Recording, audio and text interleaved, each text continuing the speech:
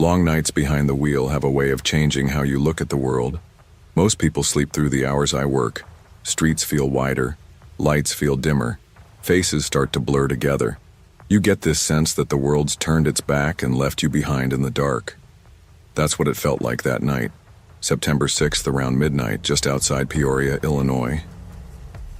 I'd been driving for nearly 10 hours, rideshare mostly, picking up folks from dive bars and dropping them into quiet neighborhoods where porch lights flickered like dying fireflies.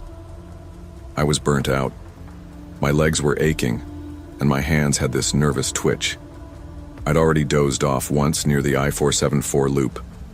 That's when I saw the Burger King sign blinking through a patch of fog, faint, red, like it was calling out to me. Now I know how dumb it was. How many times had I told myself never to stop at a near-empty fast food place that late? But exhaustion makes a man careless. You don't think, you just act. The parking lot was nearly empty, save for a beat-up sedan parked way off in the corner, like it didn't want to be seen. I remember checking the time, 12:12 a.m. I took it as a sign. Maybe I just needed a burger, a Coke, and 10 minutes off my feet before I hit the last leg home.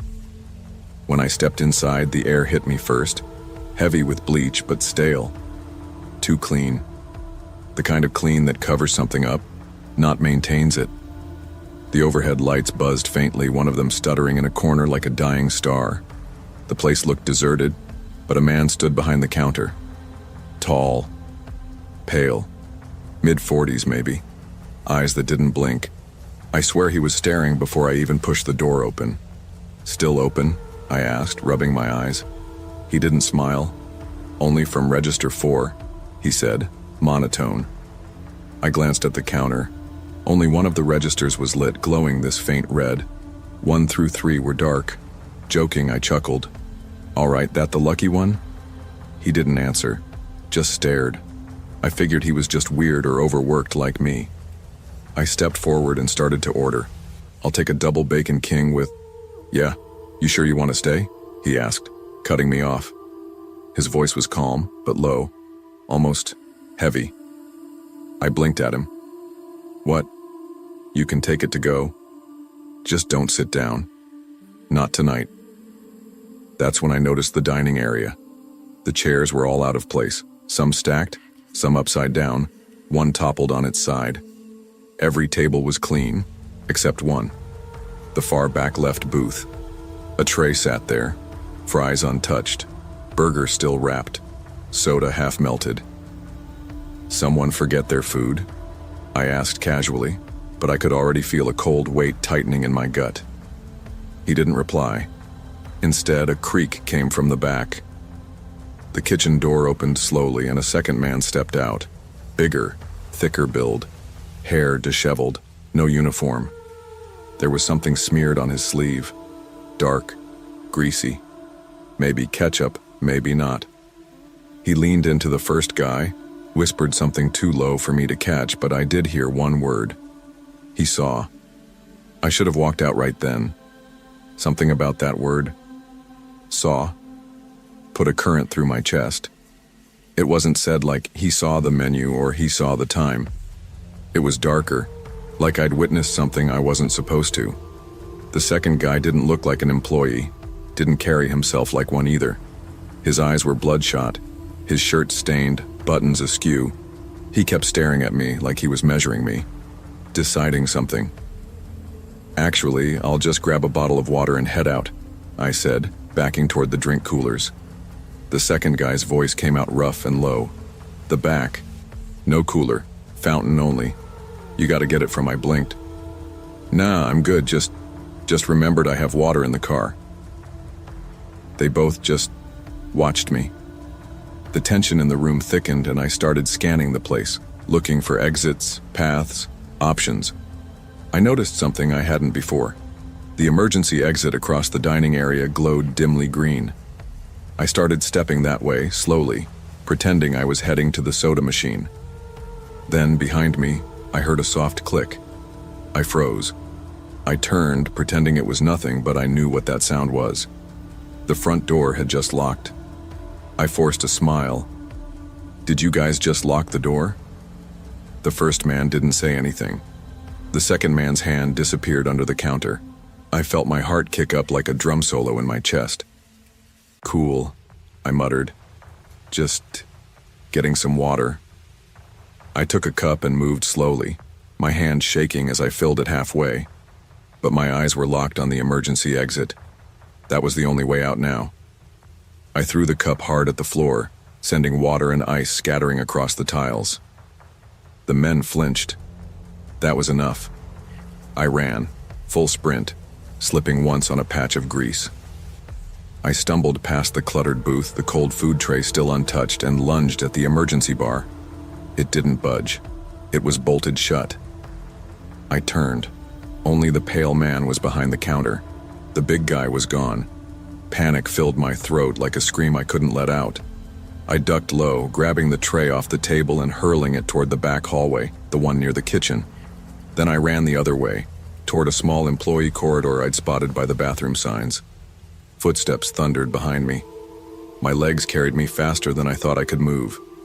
I burst through the back door, nearly crashing into a dumpster. Outside, garbage alley. The stench of grease and old meat was overwhelming, but I was out. And then I heard it, the soft rumble of a car engine starting. I turned. That same sedan from earlier rolled past the alley entrance. No headlights, just drifting. In the front seat, the pale man. In the back seat, the bigger man, holding something. Wrapped. Plastic. I don't remember deciding to run. I just did. I sprinted across the lot toward the gas station next door. Lit. Safe. A trucker was fueling up. I waved him down, screaming something. I don't remember what. The cops showed up 20 minutes later. By then, the adrenaline had left me shaky and sick. My heart was still thumping in my ears like it didn't want to stop. I sat on the curb outside the gas station, the overhead lights buzzing like the ones in that Burger King. When the cruiser pulled into the lot, I ran toward them, trying to explain everything at once. They kept asking me to slow down. One officer, Simmons, I think, walked over to the restaurant while the other stayed with me. 5 minutes later, Simmons came back. Place is locked up. Looks like it's been closed since 10. No one inside. No lights. Nothing looks out of place. I stood up. One in the back. What are you talking about? I was just in there. 2 guys, one behind the counter. He frowned. Sir, it's spotless. You sure it was this location? I pulled out my phone, showed them the pin, showed the time, showed the cup still sitting in my car. Everything. The kicker, there was no receipt in the system. Nothing at 12:12 a.m. But Simmons confirmed the register log had a record of a new order punched in at exactly that time. Just no items, no name, no trace. They humored me, took a statement, promised to look into it. But I could tell by their tone, they didn't believe a damn word. Who would? I went home, locked every door, and stayed off the roads for a week. Then the texts started. The first message came 5 days later. Should have taken it to go. It popped up at 2:14 a.m. from an unknown number. No name, no profile pic, just those 6 words. I sat upright in bed, heart instantly racing. I didn't respond. I didn't want to give them the satisfaction, but I also didn't sleep for the rest of the night. My mind spun over every possible explanation. Was it a prank? Some twisted coincidence? Had one of those guys somehow gotten my number from the order system? Except, there was no order in the system. That's what gnawed at me the most. That and the fact the message came from an untraceable number. I checked every app I'd ever signed up with. Nothing. No connections. It was like this message came from nowhere. A week passed. Then another message. Don't forget the special tonight. Register 4. This time I threw my phone across the room. I went back to the police, told them about the texts. They offered to file a follow-up report but gave the same answer. Without a threat or traceable number, there's not much we can do. So I changed my number, deleted all food delivery apps, even stopped driving rideshare. But the messages kept coming. New number, same tone. Booth still open, Brendan. That one made me nauseous. How did they know my name? I started scanning parking lots before getting out of my car, looked twice at every sedan, avoided fast food joints altogether. My life became a routine of paranoia. My sleep was broken into chunks. Every creak in the night pulled me from bed. I bought blackout curtains, installed cameras, got a dog.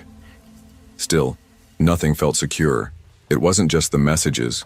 It was the feeling that something had shifted that night. Like I'd stumbled into a reality I wasn't supposed to see, and now it wouldn't let me go. But the worst came nearly 2 months later.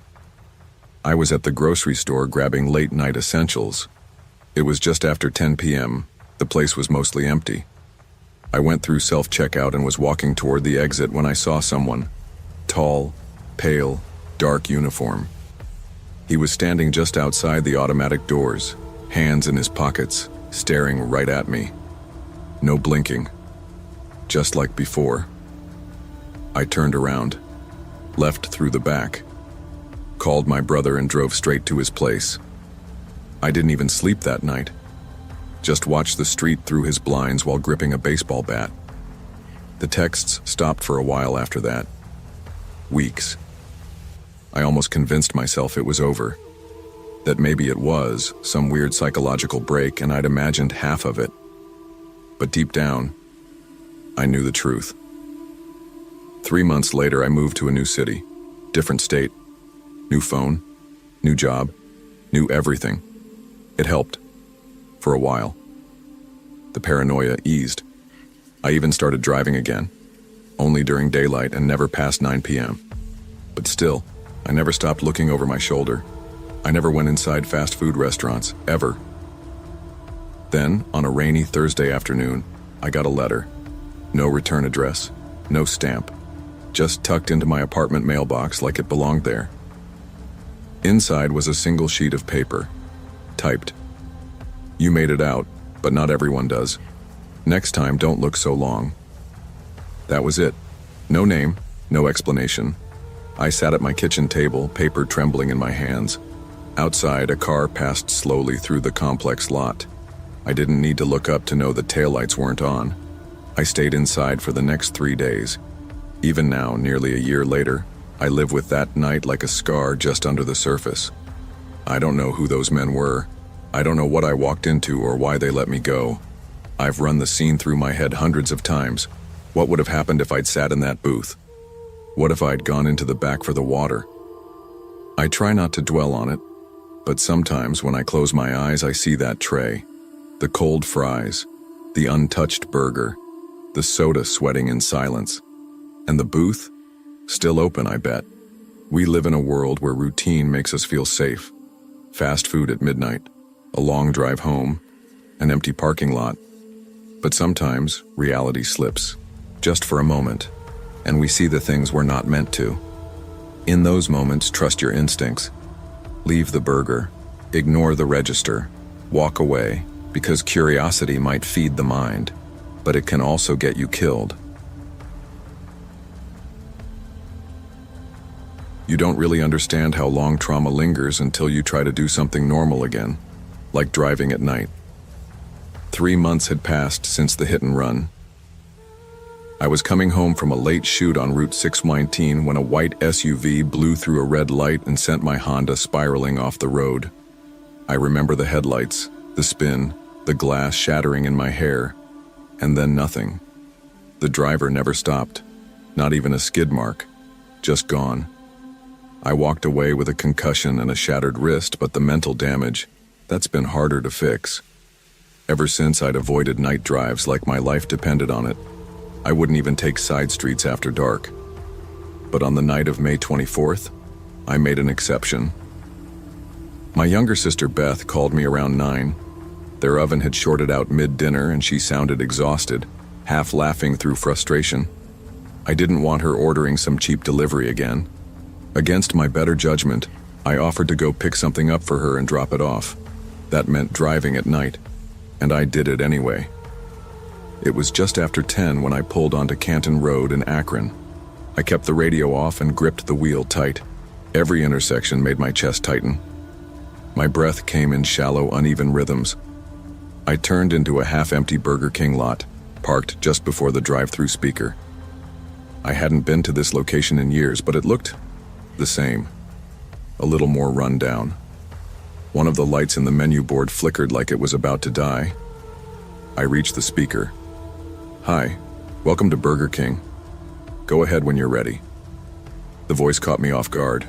Male, deep, calm, but in a way that felt wrong. Off. Like someone reciting a line they'd practiced 100 times too many. "Hi. Yeah. Can I get a chicken sandwich combo? Onion rings instead of fries and a small Sprite?" A long pause. Then, "Pull up to window 3. I blinked. "Don't you mean window 1? Silence again. Then, window 3. I paused, my hand hovering over the gear shift. It was a standard layout. There were only 2 windows, one for payment, one for food. I'd been to enough of these to know. Still, I rolled forward slowly. As I curved around the building, I noticed something wedged between the back alley and the rear hallway. A third window, narrow, dirty, like it had been forgotten by time. A cracked light buzzed above it. No one stood inside. The glass was tinted, but I could barely make out movement behind it. My gut told me to leave. Right then, just drive away. My phone buzzed. A text from Beth. "You okay? It's taking long." I replied with a shaky hand. "Yeah, weird setup here." Then I pulled up to window 3. The window didn't open. Instead, from a narrow slot below the glass, a brown paper bag dropped onto the small metal tray. No interaction, no voice, no face. Just the bag, shoved through like it didn't matter who picked it up. I hesitated before rolling down my window. The air coming out of that slot was cold, stale, like the inside of an abandoned freezer. I reached for the bag, still watching the window. The lights behind the glass flickered, revealing a figure, tall, unmoving, deep in the hallway. Not doing anything, just watching. I called out, "Hello, is this mine?" No answer. I leaned out a little further, squinting into the window's dark interior. That figure wasn't moving, not walking, not shifting, just standing there. The longer I stared, the less human it felt. A hard chill passed through me. I pulled back and closed the window fast. As I placed the bag in the passenger seat, something stopped me cold. My name was on it. Mallory, written in thin, shaky black ink, but I hadn't given them my name. Not at the speaker, not online. I hadn't even used a card yet. I stared at it frozen. Then I pulled into an empty spot by the side fence just to breathe. My fingers trembled as I opened the bag. Inside wasn't food. It was a small printed photo. A photo of me, in my kitchen, washing dishes, looking out the window, taken from outside. I dropped the bag like it was on fire.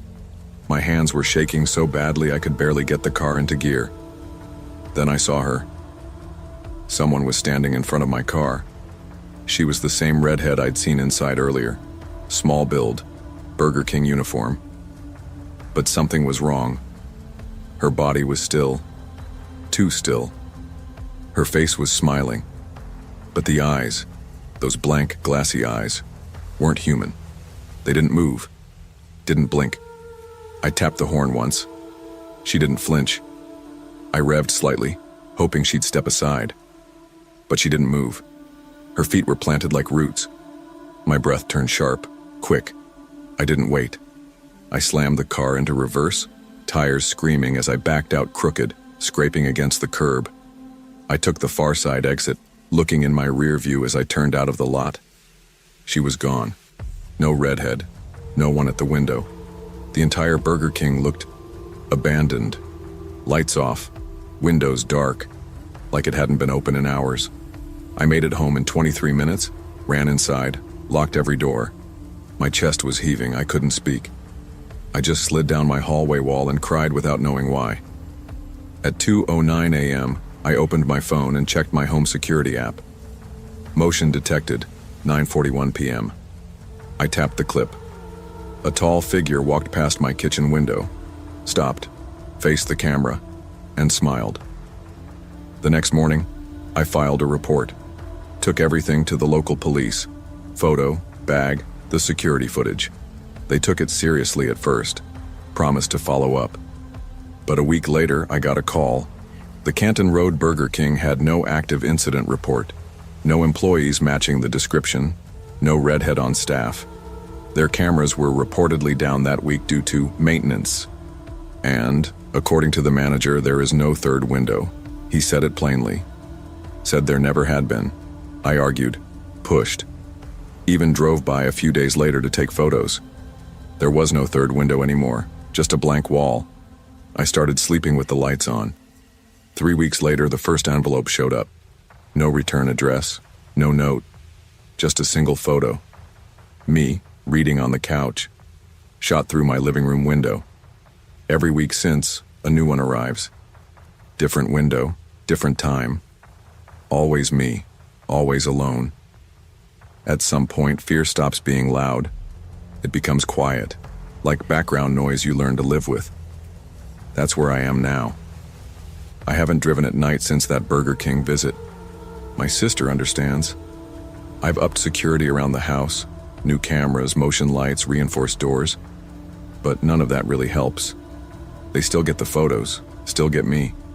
I haven't seen the redhead again, or the man behind the speaker, or the figure in the hall. But I know they're out there, waiting, watching. Sometimes I still hear the voice in my sleep. Window 3. I don't know what I walked into that night. A trap? A game? A ritual? But I know this. The fear isn't just what you see. It's knowing you've been seen back. When your instincts scream, listen. Don't ignore that tightening in your gut, that moment of hesitation. Not everything strange is just in your head.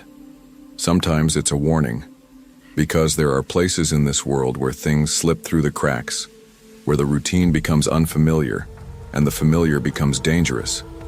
And sometimes, the price of curiosity is being watched forever. I didn't come to Roanoke for a fresh start. I came here because I had nowhere else to go. Ohio had turned into a memory I wanted to burn. I left behind my stepfather's twisted definition of parenting and a mother who chose silence every time he knocked on my door at night. It took me a full year to save enough, but the moment I had the cash and courage, I packed a duffel and boarded a Greyhound headed south. I didn't even say goodbye. Now, I rent a studio apartment above a pawn shop that smells like melted plastic and cigarettes. The walls are thin, the hot water is moody, and the heater sounds like it's dying every morning, but it's mine. My name's on the lease. No one checks my door in the middle of the night. No one tells me when I can leave my room. That's a kind of peace I hadn't felt in years. To make ends meet, I took a job at the Burger King on Salem Boulevard, working mostly closing shifts. It wasn't glamorous. Frying grease, wiping trays, mopping after drunk high schoolers. But it was quiet. Roanoke wasn't like the city. People kept to themselves. Nights passed slowly. For the first time, I thought maybe I'd made the right choice. Until he started showing up. The first time I saw him was February 17th. He walked in just before 8:45 p.m. Older guy, maybe mid-50s. Corduroy jacket, navy knit cap pulled low over his ears. He ordered large fries, no salt, medium Coke. Didn't ask for anything else. No smile, barely any eye contact. He sat down at table 9 near the far window and ate in silence. Didn't seem like anything more than a quiet regular. But then he came back, the next night, and the one after. Same time, same food, same table. And he watched me. Not obviously, not like staring. It was more subtle than that. The way he angled his head, how he never touched his drink until I walked by, how he never blinked when our eyes met. I mentioned it to Kevin, another closer college kid with a heart too soft for this job. He tried to brush it off. Could be nothing, he said. Just some weird old dude. Yeah, I nodded. But he gives me that crawling feeling like I forgot to lock a door. Kevin looked over at table 9 and winced. Should tell management. Yeah, okay. Dude gives me the creeps, honestly. I didn't. I'd spent too many years being told I was overreacting. I didn't want to be that girl again. The one who imagined things. So I kept quiet. Even when his presence started feeling like a shadow that stretched just a little too far. On February 22nd, his 6th visit, I went to clean table 9 after he left. The tray was there, fries half-eaten, Coke barely touched. And under the napkin dispenser, folded neatly, was a note. You walk home too late. Salem Street isn't safe. No name, no signature, just that. I felt my chest tighten. I looked around the restaurant, but Kevin had already ducked into the back for end-of-night restocking. The lobby was empty. I reread the note. How did he know I walked? And more terrifying, how did he know when? I showed the note to our assistant manager. She barely glanced at it before sighing. Could be a prank. Maybe a customer messing around. Just tell Kevin to walk you home tonight, okay? Kevin had left early that night. Sick grandmother or something. So I walked alone. And the entire way, I felt eyes that I couldn't find. After that night, things shifted. The man came in every single night after that, like clockwork. 8:42 p.m., large fries, no salt, medium Coke. Sat at table 9, ate slowly, quietly, watched me. He never said a word. Not to me, not to Kevin, not to anyone. And I started to notice the smaller things. The way the back door chime would beep without anyone walking through. The way the tray return slot near his table was always clean. Too clean, like someone wiped it twice. The way I'd turn to grab more cups and feel something behind me, only to find nothing there. And yet, no one else seemed to see it. On March the 1st, I came home from work and noticed something I'll never forget. My apartment door was unlocked, just slightly ajar. The bolt still retracted, the latch hanging there like a silent accusation. I hadn't forgotten to lock it. I lock my door out of muscle memory. Trauma makes sure of that. I stepped inside cautiously. Nothing looked broken, nothing missing, but my curtains were drawn, and I never leave my curtains closed. I need to see the street, see the exits. It's a rule I live by. But they were shut tight, like someone had been in there and didn't want anyone outside looking in. I didn't call the cops. What would I even say? I think someone maybe stood in my apartment but didn't steal anything. They'd ask about cameras. I didn't have any. Just cheap blinds and 2 deadbolts. That was it. The next night, I begged Kevin to stay until close. At 9:30, I was sweeping behind the counter when I looked up and noticed something strange. Table 9 was empty, but the tray was still there. Food untouched. Coke still full. He hadn't left through the front. The chime hadn't beeped. Kevin hadn't seen him leave. No backdoor alert either. He was just gone. Kevin walked me home that night. We didn't talk much. I think he finally felt what I had been feeling all week. That slow churning, stomach-clenching certainty that something was wrong. And still, I went back for one more shift. March 3rd, my last night. The one I still dream about. The night the boy walked in. I'd already made up my mind that March 3rd would be my last shift. I hadn't told Kevin yet, but I'd written my resignation and stuffed it in my apron pocket. It wasn't dramatic. I just couldn't keep pretending this was normal. I needed distance. From the building. From table 9. From whatever was happening around me that no one else seemed to see. That night started like the rest. Kevin was on Friar. I handled front counter and drive-through. We were closing early for maintenance, so by 8 p.m. the place was almost empty. I tried to keep busy, refilled the napkin dispensers, wiped down the soda machines twice, triple counted the till. At exactly 8:42 p.m. he came in, same guy, same clothes, the familiar rhythm. He didn't look at me right away, just ordered the usual in a voice just above a whisper. I handed him his tray and watched as he glided back to table 9. He sat, stared, ate slowly, deliberately, but something was different. His drink was sweating heavier than usual, condensation dripping down the side like it had been sitting out for hours. His fries didn't steam when he opened the carton. The tray looked stale, like it had been served long ago. I turned to Kevin and opened my mouth to say something, but I froze. A boy had just walked in, alone. 8, maybe 9 years old. Dark hoodie, hands shoved in the pockets. He looked lost and out of place. Our lobby had already been half shut down for cleaning. No adult came in with him. He didn't look scared, just confused. I leaned over the counter. "Hey, bud, you okay?" He blinked at me. "My uncle said I should wait here for the girl with the red hair." My stomach flipped. I glanced at Kevin, who looked just as confused. "Did your uncle drop you off here?" The kid nodded.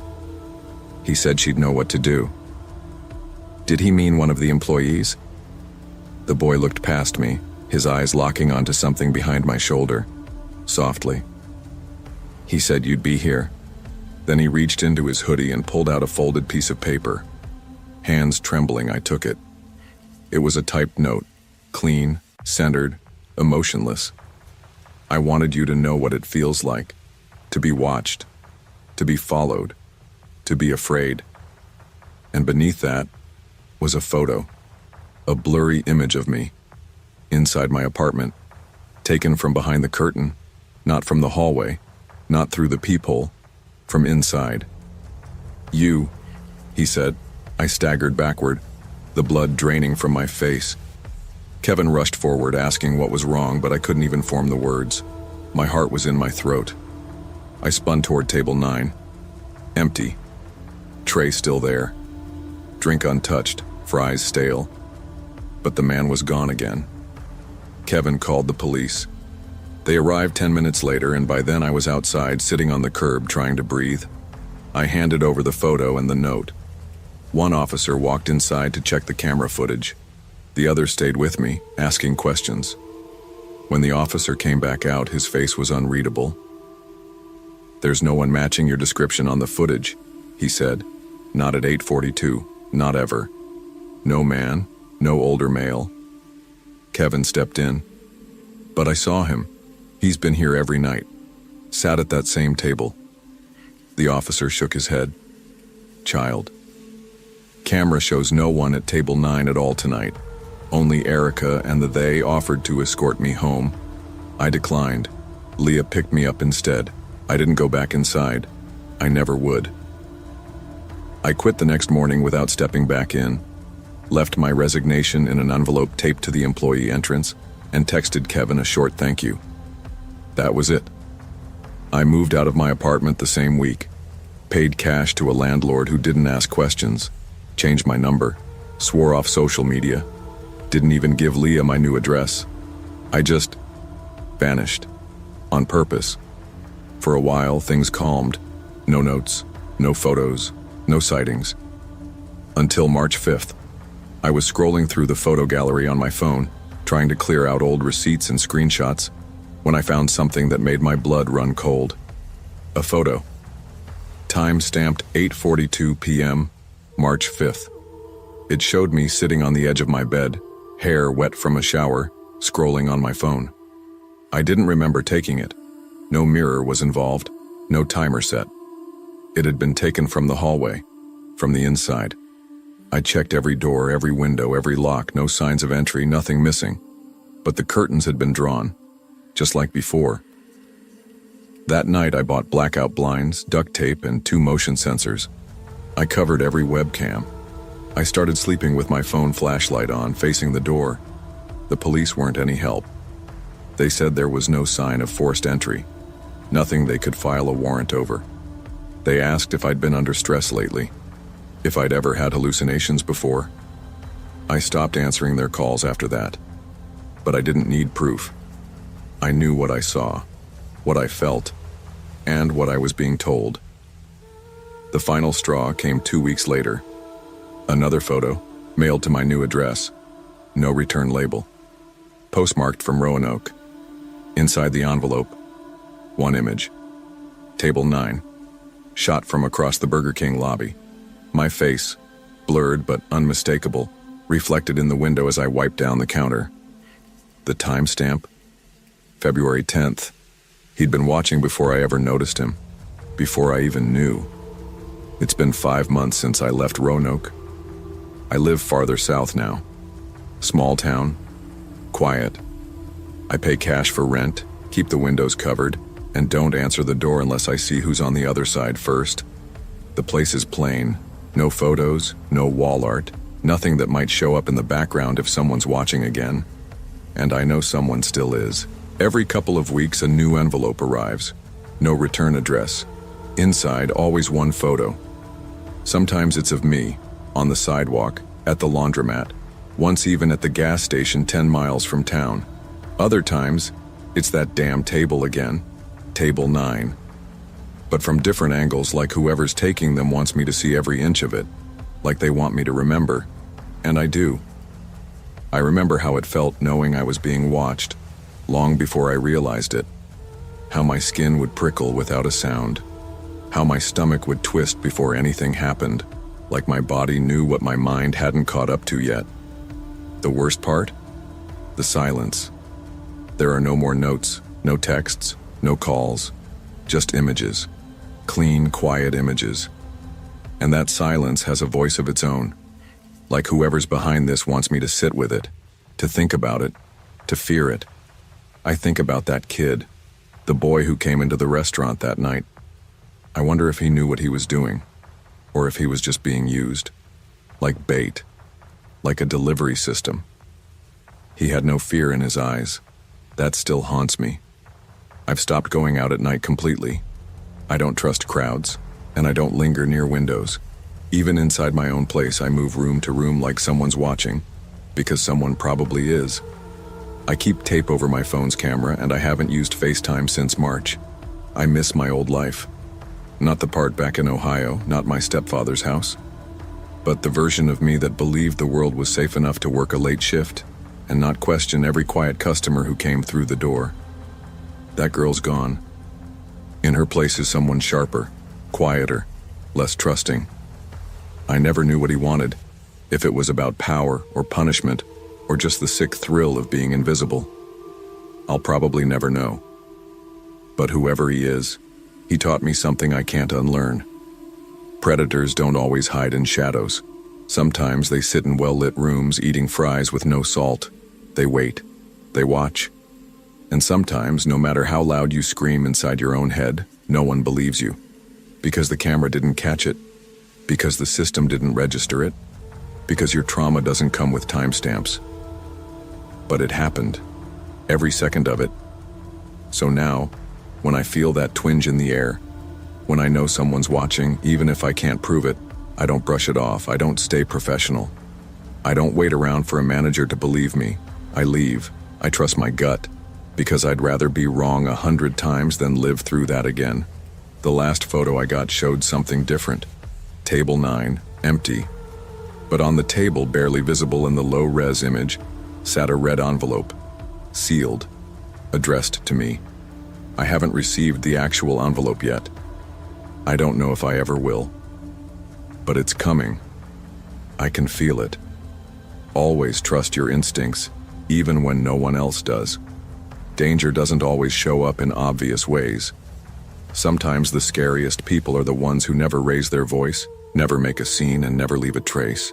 And just because no one else sees them doesn't mean they're not there. Returning to New Ulm felt like stepping into deep freeze, not just in temperature but in spirit. I left behind a marriage that had drained me of identity and self-worth. After my divorce, my ex-husband's friends shunned me. Legal fees swallowed my savings. I moved away, convinced I'd find something better. Instead, I found myself back in the only place I'd ever truly known. A quiet Midwestern town of 13,000 souls. Now, I lived in the house where I grew up, still filled with heavy memories and familiar creaks. I work remotely as a freelance editor, and my routine settled quickly into one predictable highlight: a Whopper and Diet Coke from the Burger King just 5 blocks away. It was always open late, always quiet, and the servers never pried. I liked that anonymity. It felt safe. I'd grab my order, sit in the corner booth by the window, and decompress. The first time I saw him, he was mopping near the soda fountain. Tall, mid-30s, pale skin. His name tag read Dale. He gave a polite nod when I walked past. No pushy conversation, no flirting. He didn't print his number or ask about my relationship status. He just existed in that space without seeming to need permission. I appreciated that. I needed someone who didn't cling. Over the next week or so, I noticed him more. Not because he said anything, but because I recognized a pattern. He would wander by as I ate, quietly wiping tables I hadn't even finished with. He'd ask innocuous questions, a small talk about how I like to arrange the sauces, or what I edited, and then he'd slip away, leaving the plate cleared before I even stood. "Quiet suits you," he told me one night, voice low and calm while he wiped my table. People are scared of it, but I think it's honest. A lot of it wasn't a question, more like a statement arranged in a way that forced me to respond. I laughed awkwardly and said, "I guess it just suits my current situation." He nodded, as if he already knew why. There was comfort in the routine, me arriving, ordering, him appearing nearby. Even comfort in the silence, but comfort turned thin fast. On December 29th, I got there later than usual, just before closing. I spotted Dale outside, smoking quietly by the dumpster. The hazy orange glow of the lot lights outlines him like a shadow misplaced. When I stepped inside, the familiar scene was gone. The register girl was new, perhaps a holiday temp, and behind the fryer was a tall, lanky cook I didn't recognize. The register clerk blinked at me when I asked about Dale. "Dale? You mean the guy with the gray jacket?" She shook her head. "Ma'am, there hasn't been anyone named Dale here since I started." My chest lurched. I couldn't let my voice shake, so I asked, 2 weeks. "Are you sure? I've seen him the last." She frowned. "Waiting on your order?" "No, ma'am. Never heard of him." She gestured toward the kitchen. "Are you?" I nodded, too uncertain to argue further. I grabbed my tray and left without finishing the fries, uncommon for me. When I glanced outside, Dale was gone. The lot dark and empty. I didn't go again for 3 days. On January 1st, a note slid under my front door. Typed in crisp black letters, no name. "Your face always changes when you see someone who doesn't lie to you. That's rare. You should know I notice it. I don't know how he got into the house. I rarely left the door unlocked. But the weight of the message carried the smell of his presence. I knew who it was. I skipped Burger King for a week, my after-work ritual shattered. I ordered through drive-thru once, but kept driving past the dining area altogether. I'd park and walk around the block twice before going inside, scanning the windows for a gray jacket or pale face that didn't belong. On January 7th, I forced myself to go in during daylight. I approached the manager, who seemed too eager to help. She told me he never worked there. "You mean the guy who walked in last month pretending to be part of the team?"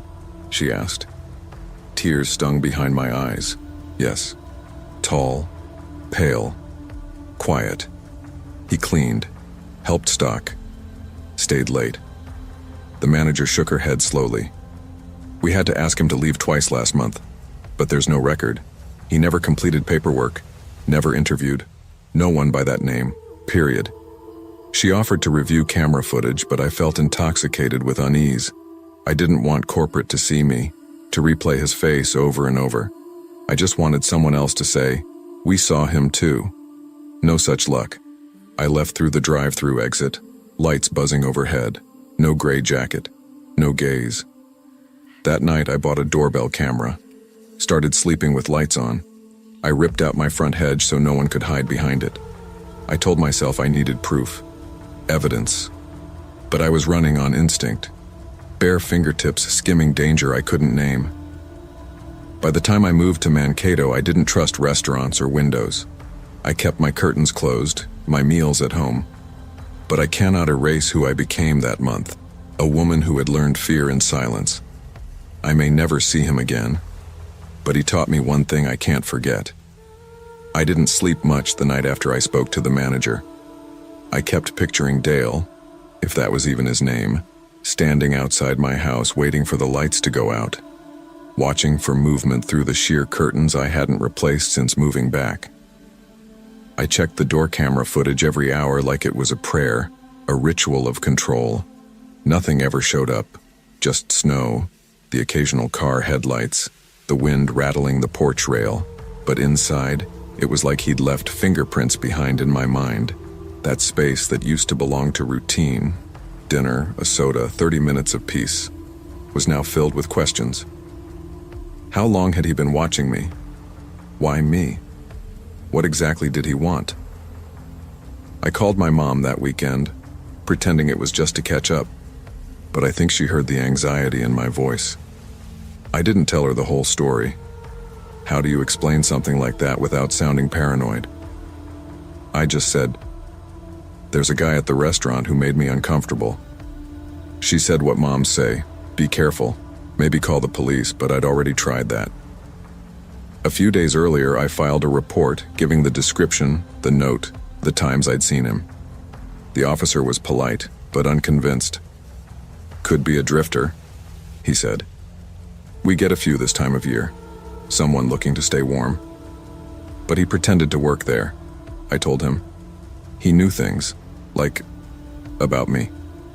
Did he ever threaten you, touch you, try to follow you home? No, I admitted, frustrated. But that's not the point. He sighed, probably tired of hearing vague fear dressed up as evidence. Again. Otherwise, just stay alert. Call us if he shows up, stay alert. That was the best they could give me. So I did. I watched shadows. I studied my routine. I changed the time I left the house, the grocery store I used, the way I walked home from the gym. But even when I couldn't see him, I felt him. That's what haunted me. The silence, the attention, that weird calm he wore like a uniform. I thought about something he once said to me, that first week at Burger King. Some people just don't need to speak much to understand a person. I had smiled then, thought it was poetic, almost kind. Now it felt like a warning I'd missed completely. January 10th, a Thursday, the coldest day of the year. I hadn't eaten all day. My stomach growled, and against my better judgment, I pulled into a McDonald's on the edge of town. I told myself it was harmless. Daylight, drive-through only, doors locked. I placed my order, paid, and pulled ahead to the pickup window. A man handed me my bag. Young, probably high school. Cheerful. But just behind him in the kitchen, I saw a flash of gray. A jacket. I froze. I didn't get a good look, just a shape, a posture. But the reaction in my gut was instant. I drove off without waiting for my drink, parked in a grocery store lot 3 blocks away, and tried not to hyperventilate. I didn't go home that night. I drove to a friend's apartment in Mankato and asked if I could crash on her couch. She didn't ask too many questions, just handed me a blanket and made popcorn. I didn't tell her what I saw. I didn't tell anyone. The next morning, I checked my phone. A notification from my door camera. 1:13 a.m., motion detected, front porch. I held my breath and tapped the video. There was no one in the frame, just the wind, the porch light, but in the corner, just barely visible in the far edge of the lens, the corner of a sleeve. Gray. I moved out of New Ulm the next week. No goodbye parties, no forwarding address. I canceled my freelance contracts, deleted social media, and started fresh under my maiden name. It's been 5 months now. I don't eat out anymore. Don't use delivery.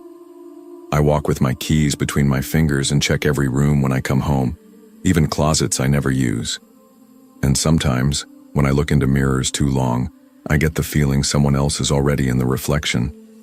Someone watching me from the other side, silent and patient. There's a part of your brain that never fully trusts peace once you've lost it. Even on good days now, when the coffee tastes right and the sun makes the curtains glow soft and yellow, I still flinch at the sound of someone walking upstairs too slowly. Still check the mirror twice, not for my reflection, but for his. I never saw Dale again, not directly, but things kept happening. Quiet things. In late January, 2 weeks after I moved to Mankato, a package arrived at my new apartment. No return address. Inside was a Burger King paper hat, folded neatly, clean, unworn. I laughed at first, a hollow sound, too sharp, tossed it in the trash and convinced myself it had been a prank. Maybe someone at the old apartment forwarded it. Maybe a mistake. But then a week later I found something worse. Taped to the inside of my hallway closet, inside, where I never put tape, was a receipt from the new Ulm Burger King. My order: a Whopper, small fry, and Diet Coke. December 14th, 7:44 p.m. The first night I saw Dale, I called the landlord, had him change the locks again. I bought a second deadbolt, a chain, and a wedge alarm for every door. But fear doesn't knock anymore. It seeps. I started attending a trauma support group on Thursdays. Nothing formal. Just 6 people and a counselor named Marcia who smells like peppermint and always wears sweaters with stitched birds. Most of the others talk about things that happened to them in childhood. Bad marriages, bad parents, violent nights. I never say Dale's name out loud. What do you even call him? He didn't break in. He didn't hurt me. He didn't threaten me. He just watched and made me aware of how little control I ever really had. One Thursday after group, Marcia handed me a paper she'd printed. A short poem about hypervigilance. About how the mind rewrites reality when it's been pushed past safety too many times. I stared at it, holding back tears I didn't know were building. She put a hand on mine. "You're not crazy, Leah," she said gently. "But you also deserve a life where you don't have to study every stranger's shoes or their eyes or how they hold a mop." I nodded. Didn't speak. Couldn't. But I held on to her words. It's July now. My apartment is different. Lighter. I finally put up shelves. Started cooking again. I see my sister twice a month and stopped checking the door camera every night. Mostly. But a few nights ago I was at a small diner on the edge of town. First time I'd eaten in. Sat by the window. The waitress brought my burger and smiled. Behind her, a man mopped the tile by the register. Quiet. Pale. No name tag. Our eyes met for only a second. He looked away. Maybe it wasn't him. Maybe it was someone new. But I didn't finish my food. I just left a 20 on the table and walked straight to the parking lot. I didn't look back. Because some people don't chase you. They just make sure you never stop running. The scariest thing about certain people is not what they do, but how easily they blend in. How silently they slip into your routine and make you feel like their presence was always supposed to be there. We're taught to look out for danger that shouts, that stomps, that breaks in through the door. But some dangers hold it open for you. They smile, they offer napkins, they mop your floor. And by the time you realize something's wrong, they've already memorized your habits. Always trust your instincts, especially when the threat doesn't seem loud. Because the quiet ones, they're the ones who plan ahead. I didn't plan on stopping at Burger King that night. I've driven past that old yellow-signed restaurant dozens of times.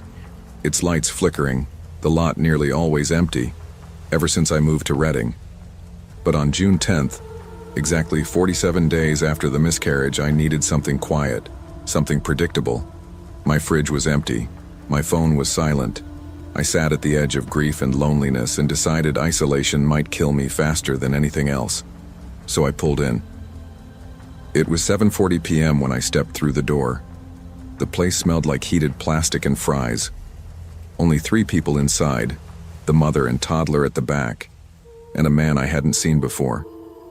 He was in his late 40s, gray hair starting at the temples, seated alone in the booth by the window. He stirred his drink with a straw slowly, deliberately. When I entered, he glanced up for a heartbeat before dropping his gaze again. Something about that flicker unsettled me, but I ignored it and went to order at the counter. The cashier was in his early 20s, scraggly hair, tired eyes. I ordered a Whopper with no cheese, small fry, Diet Coke, and said, "For here." He nodded without looking up. I took my tray and sat at a booth directly next to the window, one table over from the man with the straw. I didn't want conversation. I just wanted to feel something resembling calm. The first few minutes were normal in the way pain sometimes feels normal. Muted. I bit into my burger, watched the traffic lights switch outside, thought about how small my town felt, how alone I'd become since walking away from the classroom. I quit teaching after the anxiety and grief overwhelmed me. No more weathered chalkboards, no more welcoming hands reaching up for help I couldn't give. Just silence. And tonight I craved even that. Then he spoke. Soft. Quiet. "You used to teach, didn't you?" My breath caught. I wasn't expecting words. He sounded familiar, was calm as a whisper. I wondered if I should pretend I didn't hear him. "Excuse me?" He didn't look at me directly. He just stated, "My niece was in your class. You taught 4th grade, at Rivergate Elementary." That hit me like a cold splash of water. I blinked. I didn't recognize him. He smiled gently. "Okay. You probably wouldn't." I swallowed hard. "What's her name?" He shook his head. "Doesn't matter. You always wore scarves, even when it was warm." That one got me. Tears pricked behind my eyes. I hadn't worn that scarf in months, not since the winter classes ended. I forced a nod, trying to hide the trembling in my hands. He didn't say anything else. After that, I moved 2 booths away, trying to keep him from seeing me through the window reflection. But he didn't follow, didn't leave. He sat quietly, sipping his drink, occasionally glancing toward me or at the passing headlights. At 8:15 p.m., the mother and toddler left. The boy waved at me. I smiled back out of politeness. When I turned around, the restaurant was almost empty, just me and him left. Light overhead flickered. I got up, picking up my tray, walked toward the hallway where restrooms were. The man didn't move. "Hello? Anyone here?" I called, my voice small. Nothing. When I turned back, he had moved. Now he sat in the booth I'd been in, the one next to the window, and on the table was something. A scarf. It was pale blue with a floral print, the one I'd worn during winter, the one that had gone missing from my laundry room back in April. I whispered, "What is this?" He looked up calmly. "You're so much quieter now." My heart pounded. Panic squeezed my lungs. "I'm calling someone." He shook his head, slow. "No one picks up when you call, Autumn.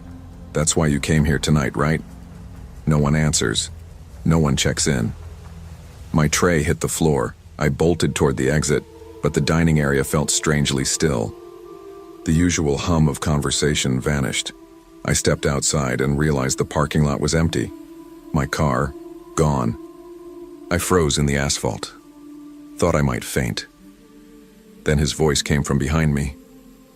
"You left your door unlocked." I took it around back. "It's safe. For now." He was standing too close. I turned and ran, straight across the street toward a gas station. Nearly got hit crossing the road. I pushed inside and screamed for help. Blood pounded in my ears long after I escaped into the gas station. The fluorescent lights buzzed overhead, casting harsh reflections off the linoleum floor as I leaned against the counter, gasping. The clerk asked if I was okay. I couldn't answer.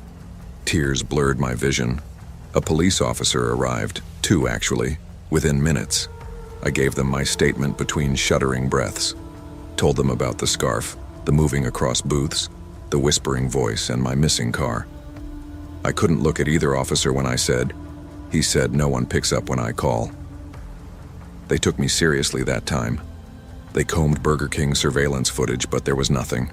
No man, no scarf, no switching of booths, no forklift moving in the dining area at all. Just grainy shots of Autumn Resnick entering and leaving. They found my car behind the Burger King, Keys in the ignition, engine off. No damage, no sign of forced entry. I should have felt relief. Instead, a hollowness opened in me that screamed, if he left it, why did he take the scarf? The scarf, my scarf, never resurfaced. I was offered protection those days. A restraining order, a panic button, contact with a victim advocate. I refused it all. What was the point? The man hadn't physically harmed me. He hadn't chased me, struck me, stolen my identity. He only revealed that he knew intimate things I thought were buried between miscarriage and memory, my vulnerability, my solitude. He brought them into the world like a twisted gift. I moved to Sacramento within the week, accepting a shared apartment with strangers sitting at desks while I worked online. I changed my phone, blocked every contact from Redding. But I never removed the ache of silence echoing behind me. In my new place, I bought blackout curtains for the illusions I still see behind glass reflections. I started sleeping with the lamp on, the radio station humming softly in the background. I texted no one after midnight. I kept the doors locked, deadbolts double-checked, front camera turned to record continuously. But some nights in the dark, I hear the faint shuffle of footsteps around the car outside. Sometimes the front porch light flickers. My breath catches, because he told me he'd hid the scarf, for now. That feels like a promise. A few weeks into my new routine, I got a package. No return address. When I tore it open, I found a small envelope inside, sealed with wax. Inside that envelope, one photograph. It's me. At a bus stop, outside a window reflection showing a faintly familiar storefront sign in the distance. I don't remember having my photo taken that day. The image is dated June 10th at 8:05 p.m. That's 30 minutes after I'd sat down to eat, after he'd first spoken. I dropped the picture on my kitchen counter and stared. The coffee I'd poured trembled in my hand. No note, no explanation, just the image. It wasn't a threat. It was a message that he could watch me anytime, that I was never really alone, that I was never safe. It felt like he was rewriting my timeline through still frames. I filed the photo with the police, who again said there was nothing they could do without identification, without a name or a face. So I did the only thing left. I reconstructed.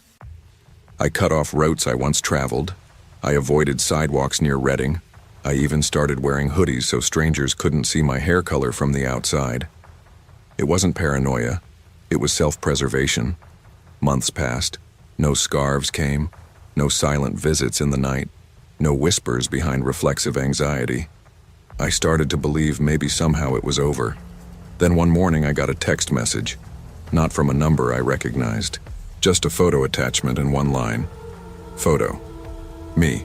Standing at the checkout in my shared apartment lobby, hair gathered in a scarf I'd thrown away. Text. Here lies the quiet booth. The window still watches. My heart pounded so hard I dropped my phone. The blood rushed into my face. I could feel something inside me collapse into cold. That message was a tether back to that booth, to that man, to my undone peace. I didn't sleep that night.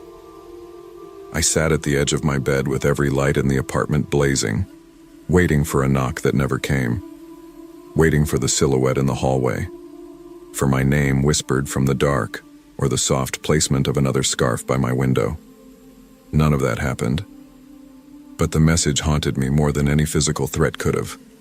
Not just because it confirmed he still watched me, not even because he had access to my discarded belongings. It was the wording. Here lies the quiet booth. The window still watches. He didn't just mean a place, he meant me. I was the booth now. I was the quiet. I had become the window through which he viewed the world. Somehow, I had let him in. Not into my apartment, but into my mind. He hadn't just studied me. He understood me. That's what terrified me. People often talk about the fear of being hurt, but they never talk about the fear of being understood by the wrong person. That's what he did. He learned the weight of my silences, the rhythm of my isolation, and he carved himself into it like a hidden note tucked between two piano keys.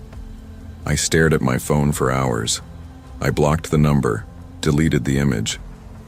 But I knew it was already too late. You can't unsee something like that. You can't unknow that someone has drawn a map of your emotional geography and decided to set up camp in its loneliest corners. The police came again. Another report filed. Another detective with tired eyes telling me there was little they could do without him breaking a law. Apparently watching wasn't enough. Following wasn't enough. Sending photographs wasn't enough. They suggested therapy. I tried. But every time a counselor asked me, "What makes you feel unsafe?" I didn't know how to explain that it wasn't just him, it was the absence of everyone else. They say grief is a vacuum, trauma is silence, loneliness is space between calls that never come. He didn't create those things, he just filled them. That's the part that took me the longest to accept. He didn't appear when I was surrounded by people. He found me after. He found me when no one else did. And I know he counted on that. So I began the slow process of reversing what he did. I started calling people again. Even if they didn't always answer. I started making appointments, joining forums for miscarriage survivors, going to tutoring meetups. I changed my number again, not to disappear, but to decide who I wanted in my life, and who I didn't. I put down the emotional silence he used against me, and picked up the messier, louder sounds of rebuilding. I stopped sitting by windows, but I started opening them in the daylight, on my terms. I don't know if he's still out there, watching someone else, or still watching me from a distance I'll never measure. But I do know this. He was only powerful in the places I let go of myself. And I'm not letting go anymore. Loneliness can make even the wrong attention feel like intimacy. But someone seeing your pain doesn't mean they care about healing it. Be careful who you let inside the quiet parts of you. Some people only knock when they know no one else is home. And if you ever feel like someone knows you too well, ask yourself, did they earn it? Or just wait for no one else to show up? Never underestimate the safety of being known by the right people. I never expected a quiet Tuesday evening to rattle me like that. It was June of 2022, mid-shift at the Burger King on Redwood Parkway in Sterling Falls, Colorado. The kind of heat that sticks to your skin even indoors. I'd been wiping tray tables behind the register, ears tuned to the low hiss of fryers, hoping the dinner crowd would leave me to myself for the final hour. My community college psychology studies were humming in my head like background noise, but I craved nothing more than a fast piece of silence. At 8:30 p.m., she walked in. A plain thing, maybe 14 or 15, soaked to the bones like she'd been standing in rain that never fell. But if you looked closely, her eyes were hollow, too old for her age. She walked straight to me at the counter, no hesitation. "Can I have a cup of ice? Just ice." Her voice was so quiet I had to lean in, maybe half my own strength. So I handed her an insulated plastic cup filled to the brim, no charge.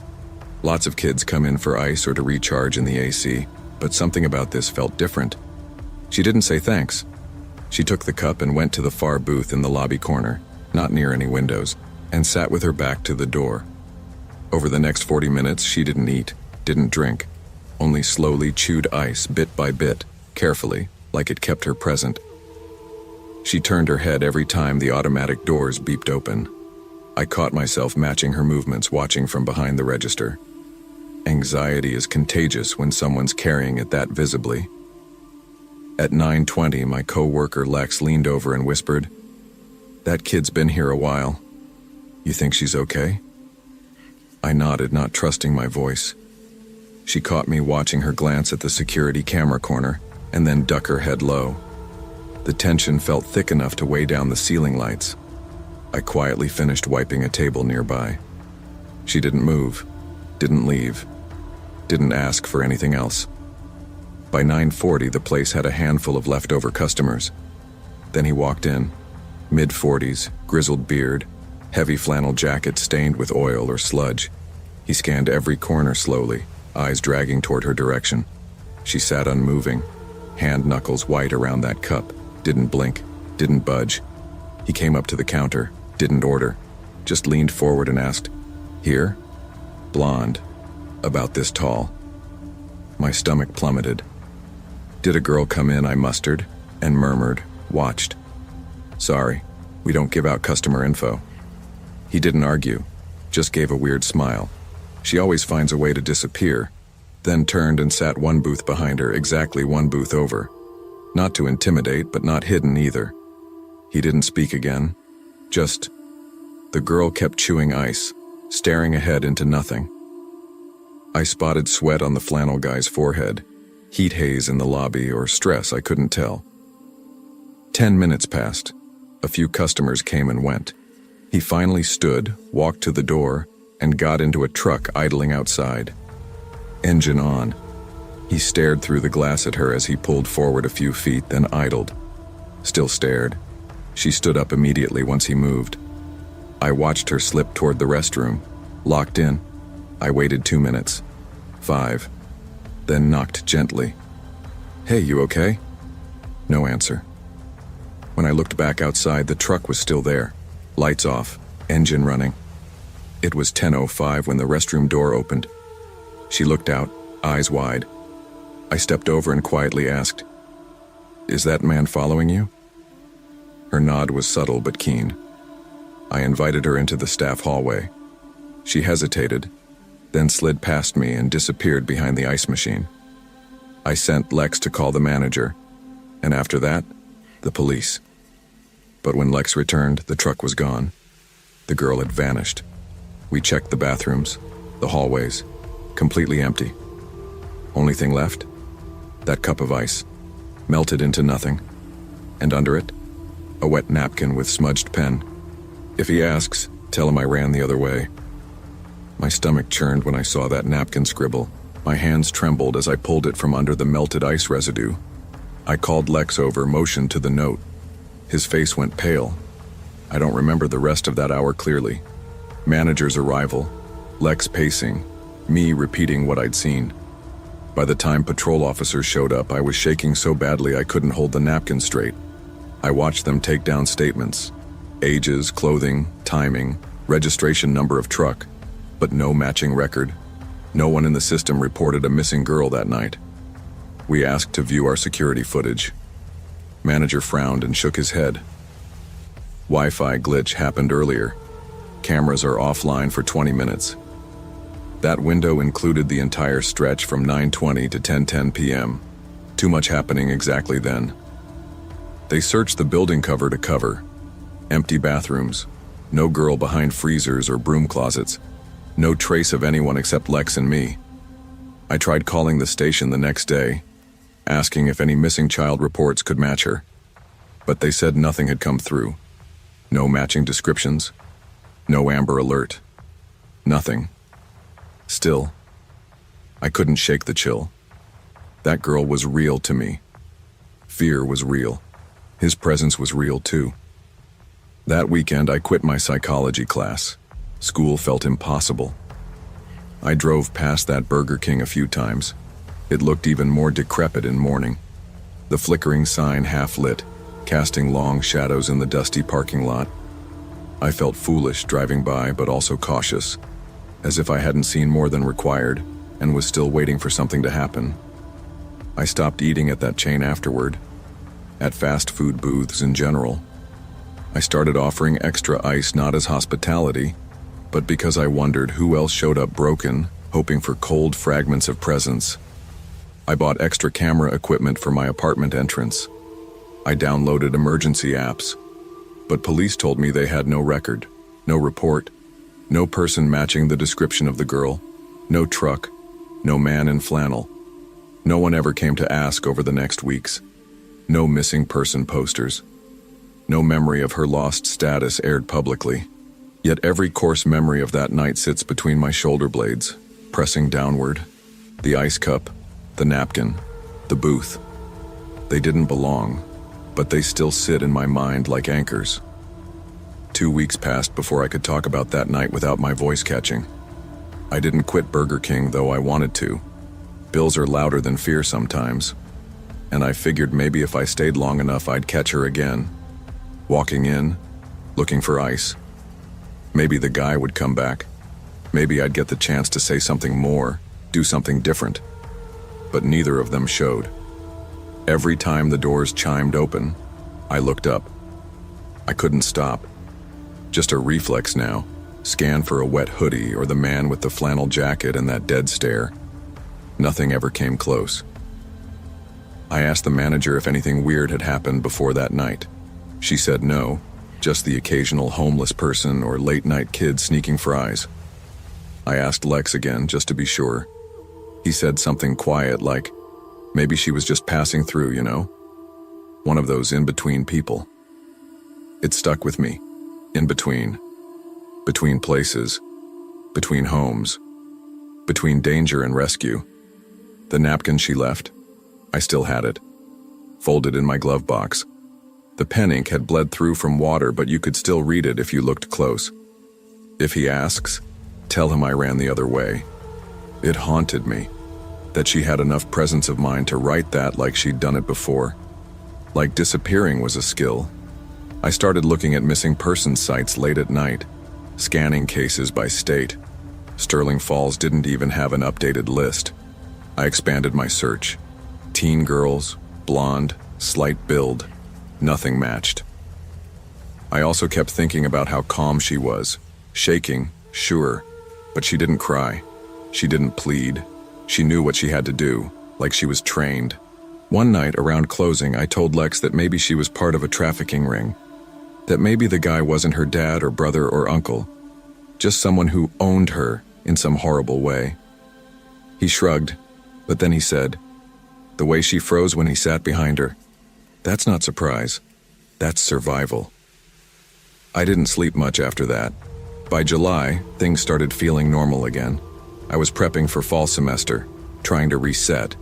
Then, one night around 9 p.m., a different girl came in asking for a cup of ice.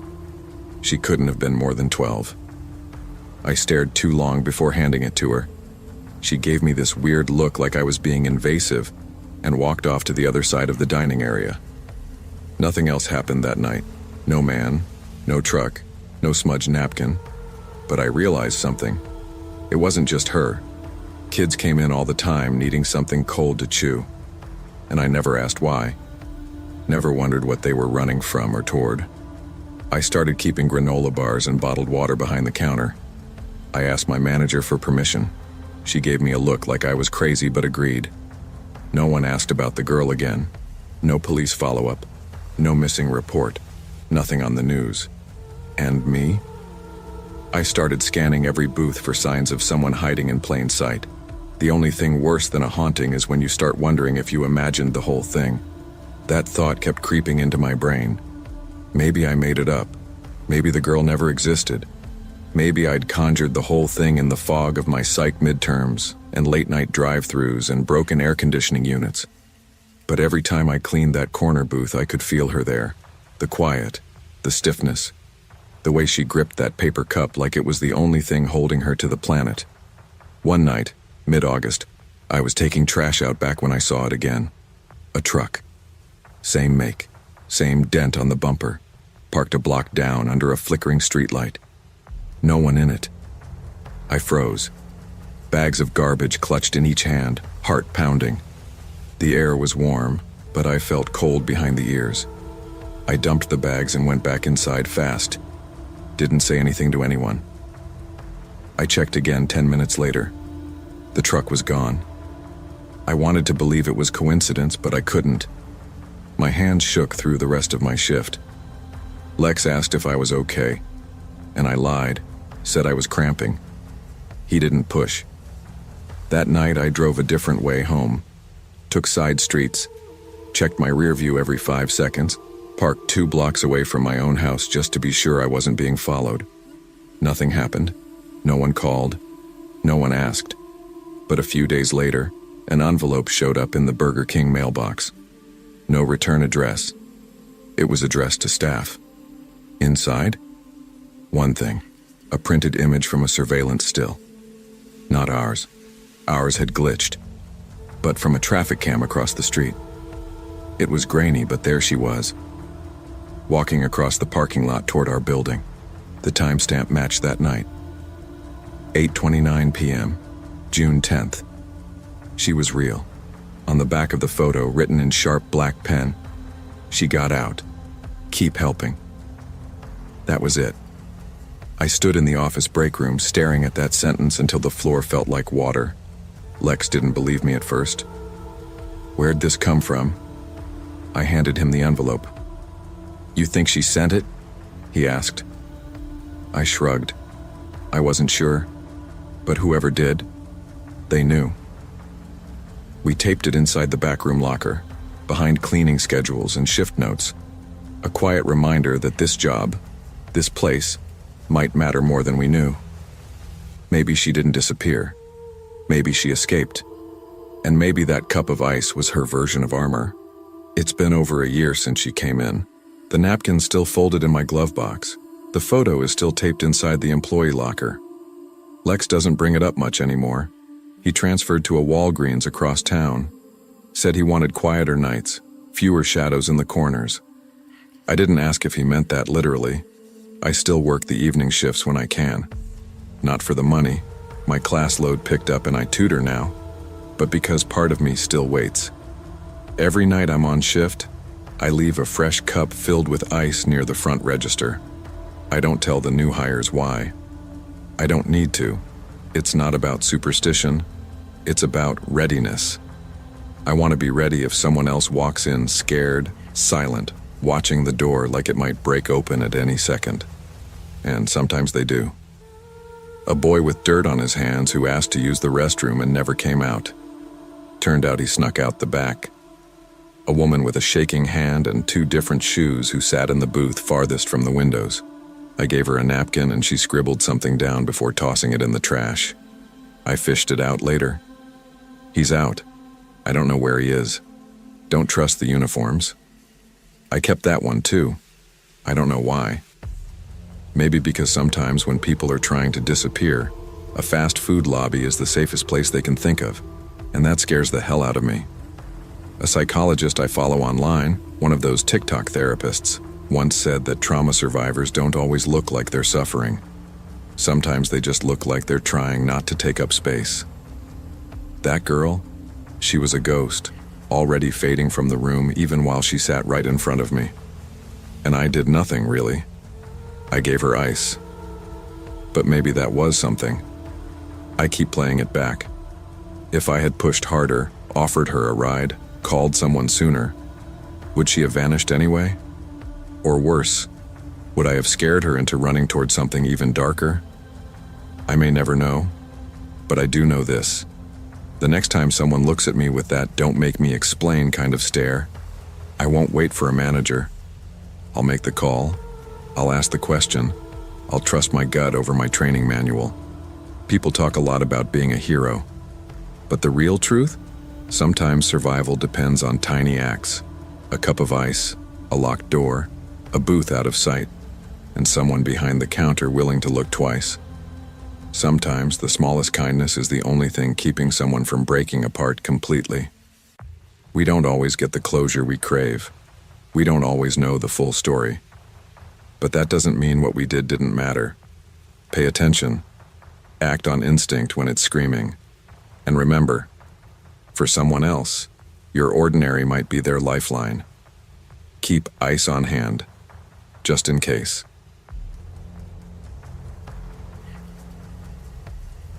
I never thought dropping out of film school would land me working graveyard shifts at a 24-hour Burger King off Summerlin Parkway in Vegas.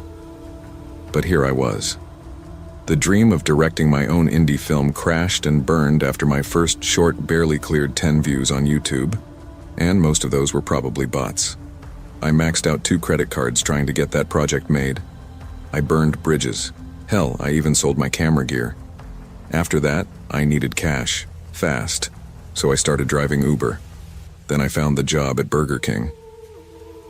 At first it wasn't bad. Quiet nights, easy money. I'd prop up my notebook beside the register, scribble script ideas between orders, and watch the odd cast of characters shuffle in past midnight. Drunk tourists, tweakers, lonely souls with nowhere else to go. Vegas doesn't really sleep, but it sure has weird dreams at 2 a.m. But lately, Something had changed. I started noticing patterns. Cars pulling up to the lot and then driving off without ordering. The same gray Honda parked across the street for 3 nights straight. Strange customers who stayed too long without eating anything. And tonight, I had a bad feeling from the start. My shift began at 10:45 p.m. Malik, the shift manager, gave his usual nod and went to his office in the back. He didn't talk much unless he had to, but I trusted him more than anyone else there. The only other person on shift that night was Denise, a college freshman doing part-time work to pay for textbooks. She had left around 1:30 a.m., and I was alone for the last leg. Around 1:50, a homeless guy wandered into the drive-thru and started screaming at the speaker box. Said something about them watching him, about how they were already inside. I figured it was just one of the usual meth heads. Happens more than you'd think in this city. But the way he looked at me before he ran off stuck with me. It wasn't anger, it was fear. By 2:17, I was wiping down the self-serve soda station when the group came in. 5 men, early 30s maybe. No masks, no fast food energy. They didn't stumble and drunk or talk loudly like the usual bar crowd. They were calm, quiet, purposeful. That was the part that threw me. They split up like they were casing the place. One guy, tall, built like a linebacker, clean buzz cut, stood near the bathrooms. Another leaned on the counter, staring at the menu board without blinking. The rest spread out in the dining area. None of them ordered anything. I went behind the counter and pretended to organize the cups, but I was watching every move. I don't know what gave it away. Maybe it was the stillness, the way they avoided looking at each other too much. But I knew something was wrong. That's when I saw her. A girl, early 20s, sitting alone by the window with a cold cheeseburger she hadn't touched. She looked at me, then mouthed something slow and clear. "Don't look scared." Then she stood up and walked into the bathroom. A second later, I heard a soft click behind me. One of the men had just locked the front entrance. I froze. This wasn't just a weird vibe. This was something real. Something wrong. I reached under the register for the silent alarm. The only hope in a moment like this. But when I felt for the button, my fingers hit tape. It had been covered. Disabled. They had planned this. I backed away, trying not to show panic. The man near the counter glanced at me. His hand slipped into his jacket and I caught a metallic flash. A weapon, maybe a gun. I couldn't be sure, but I knew this wasn't a robbery gone wrong. This place had been chosen, and they were waiting for something. Or someone. I told myself to breathe. Slow, don't run, don't tip them off. But my heart was banging like a drum solo behind my ribs. I tried to make it to the back room, maybe find Malik, but the guy near the hallway moved slightly to block it.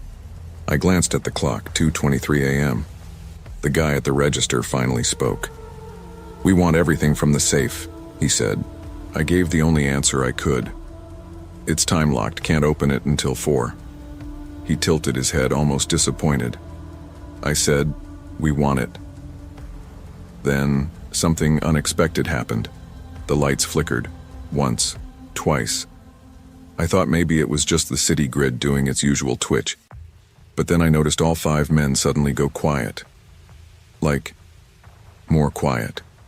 Still. One of them looked up at the ceiling, toward the vent above the fryer station. A loud thud echoed from it. A puff of dust fell onto the fryer hood. Then silence again. "Yo, what the hell was that?" I muttered without thinking. No answer. The men didn't react, but I swear I saw one of them smile, just slightly. Then came the sound of a door creaking. Everyone turned. The restroom door opened slowly. Out stepped Malik. Only something was wrong. His hands were tied in front of him with plastic zip ties. Blood was running down the side of his face. His shirt was ripped. His mouth opened, and all he could manage was a hoarse whisper. "Don't trust anyone, they're not just robbing you." And he collapsed onto the floor. In that instant, the tension snapped. I took off, bolting through the kitchen, pushing the emergency back door so hard I nearly knocked it off its hinges. As I turned the corner behind the building, I almost ran straight into a guy in uniform, a cop, crouched beside his cruiser, halfway through a gas station burrito. He grabbed me immediately, shoving me to the pavement, yelling, "What's going on? Who are you?" I was flailing, shouting, "Inside! Armed! 5 of them! Help!" He radioed for backup. I could barely breathe. 10 minutes later, the restaurant was surrounded, but it was already too late. The whole place lit up in red and blue. By the time they rushed the building, the inside of the Burger King looked like a ghost town. Empty booths, lights still flickering, not a single customer, no sign of the 5 men, no Malik. Gone. I sat in the back of the squad car, still handcuffed for procedure, shaking like I'd just pulled myself out of a wreck. An EMT cleaned a small cut on my cheek I didn't remember getting. I kept asking if anyone was hurt, if they found Malik, if they got the guys, but the cops just kept giving me looks that made my stomach twist. Nothing. No suspects, no witnesses, and it got worse. The security system had been fried. Someone had cut the cables directly behind the access panel in the manager's office, clean, like they knew exactly what to snip. The hard drives were gone. The alarm system completely disabled.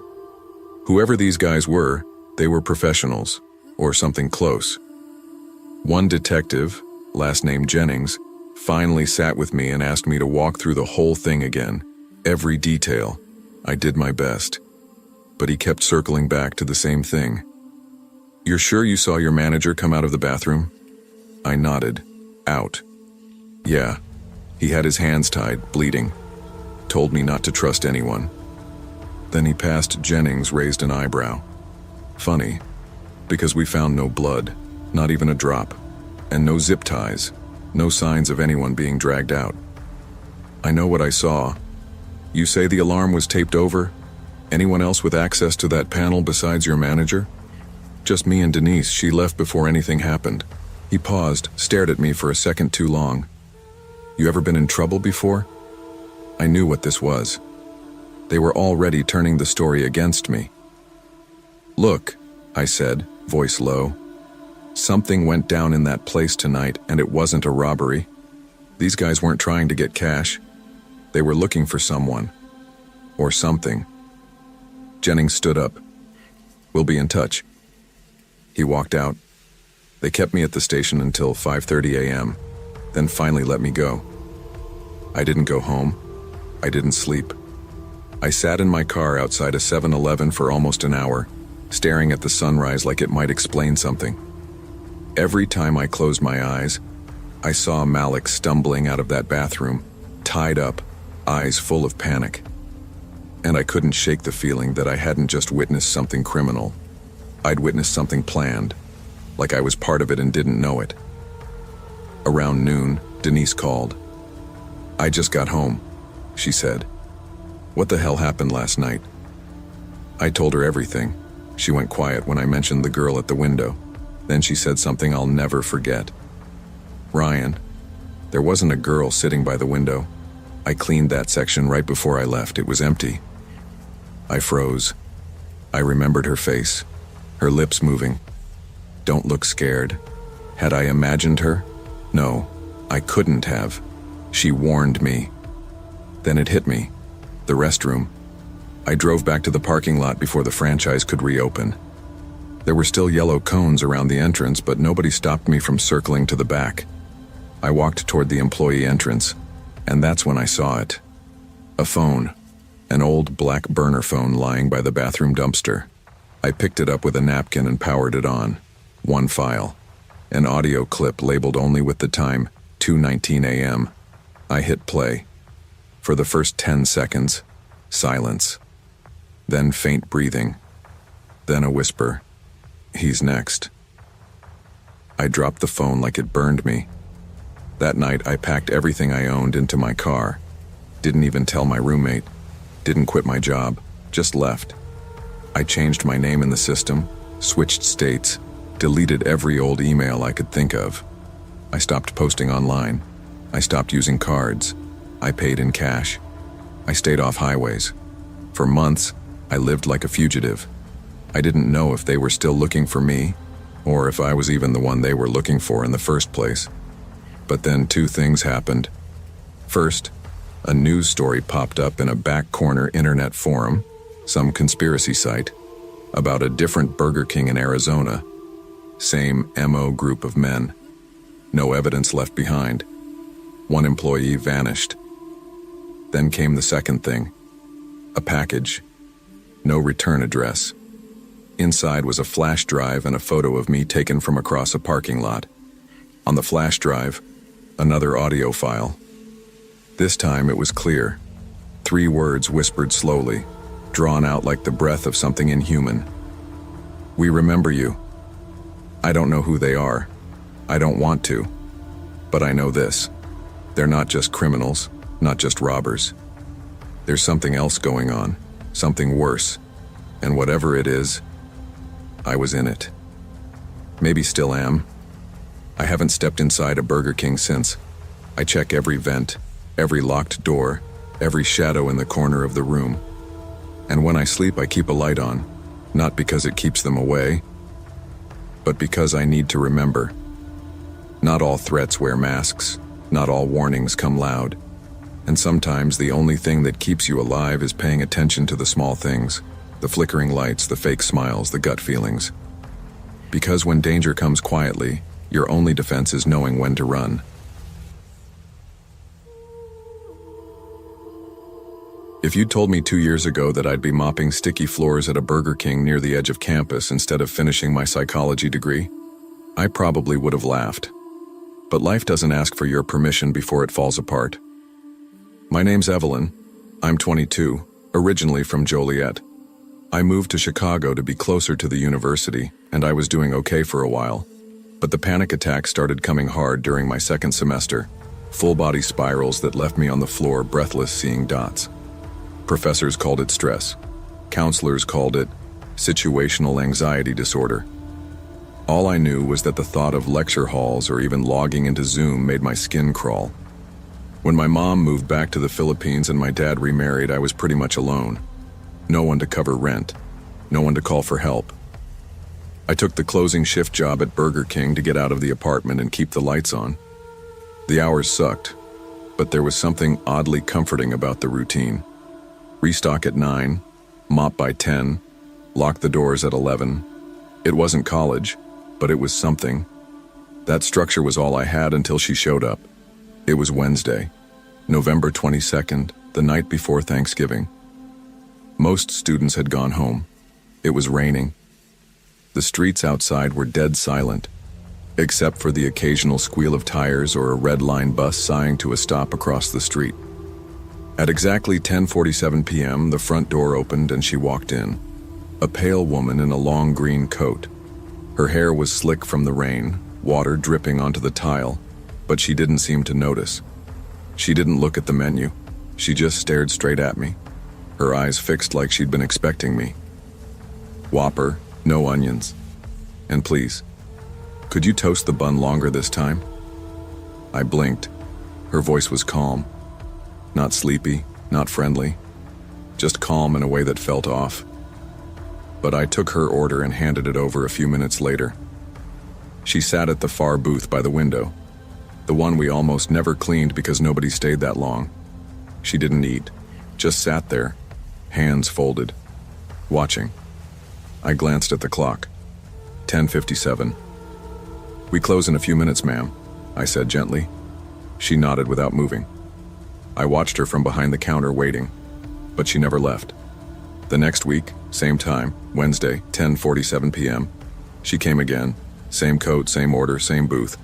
This time, Jay was on fries and caught me glancing over at her. "What's her deal?" he asked. "No idea. She's polite, just weird," I replied. Jay smirked. "Maybe she's waiting for someone, like a weird date." Imani, our shift supervisor, chimed in. "Or maybe she's stalking you." They laughed. I fake laughed too. But deep down, something felt wrong. Week 3, she came again. Same everything. But the weird part, it hadn't rained once that day, yet she still walked in soaked. I asked her if she needed a towel or napkins. She just shook her head. She never ate. Not once. Week 4, I noticed something new. When she came in, the store's music would stop. The speakers crackled like someone was adjusting a dial, but no one touched the system. Week 5, Jay left early. Imani had a migraine and called out. I was alone. At 10:45, I felt it. That quiet buildup of pressure, like the room was holding its breath. And then she came in. That night, she didn't go to the counter. She walked straight to the booth and sat down.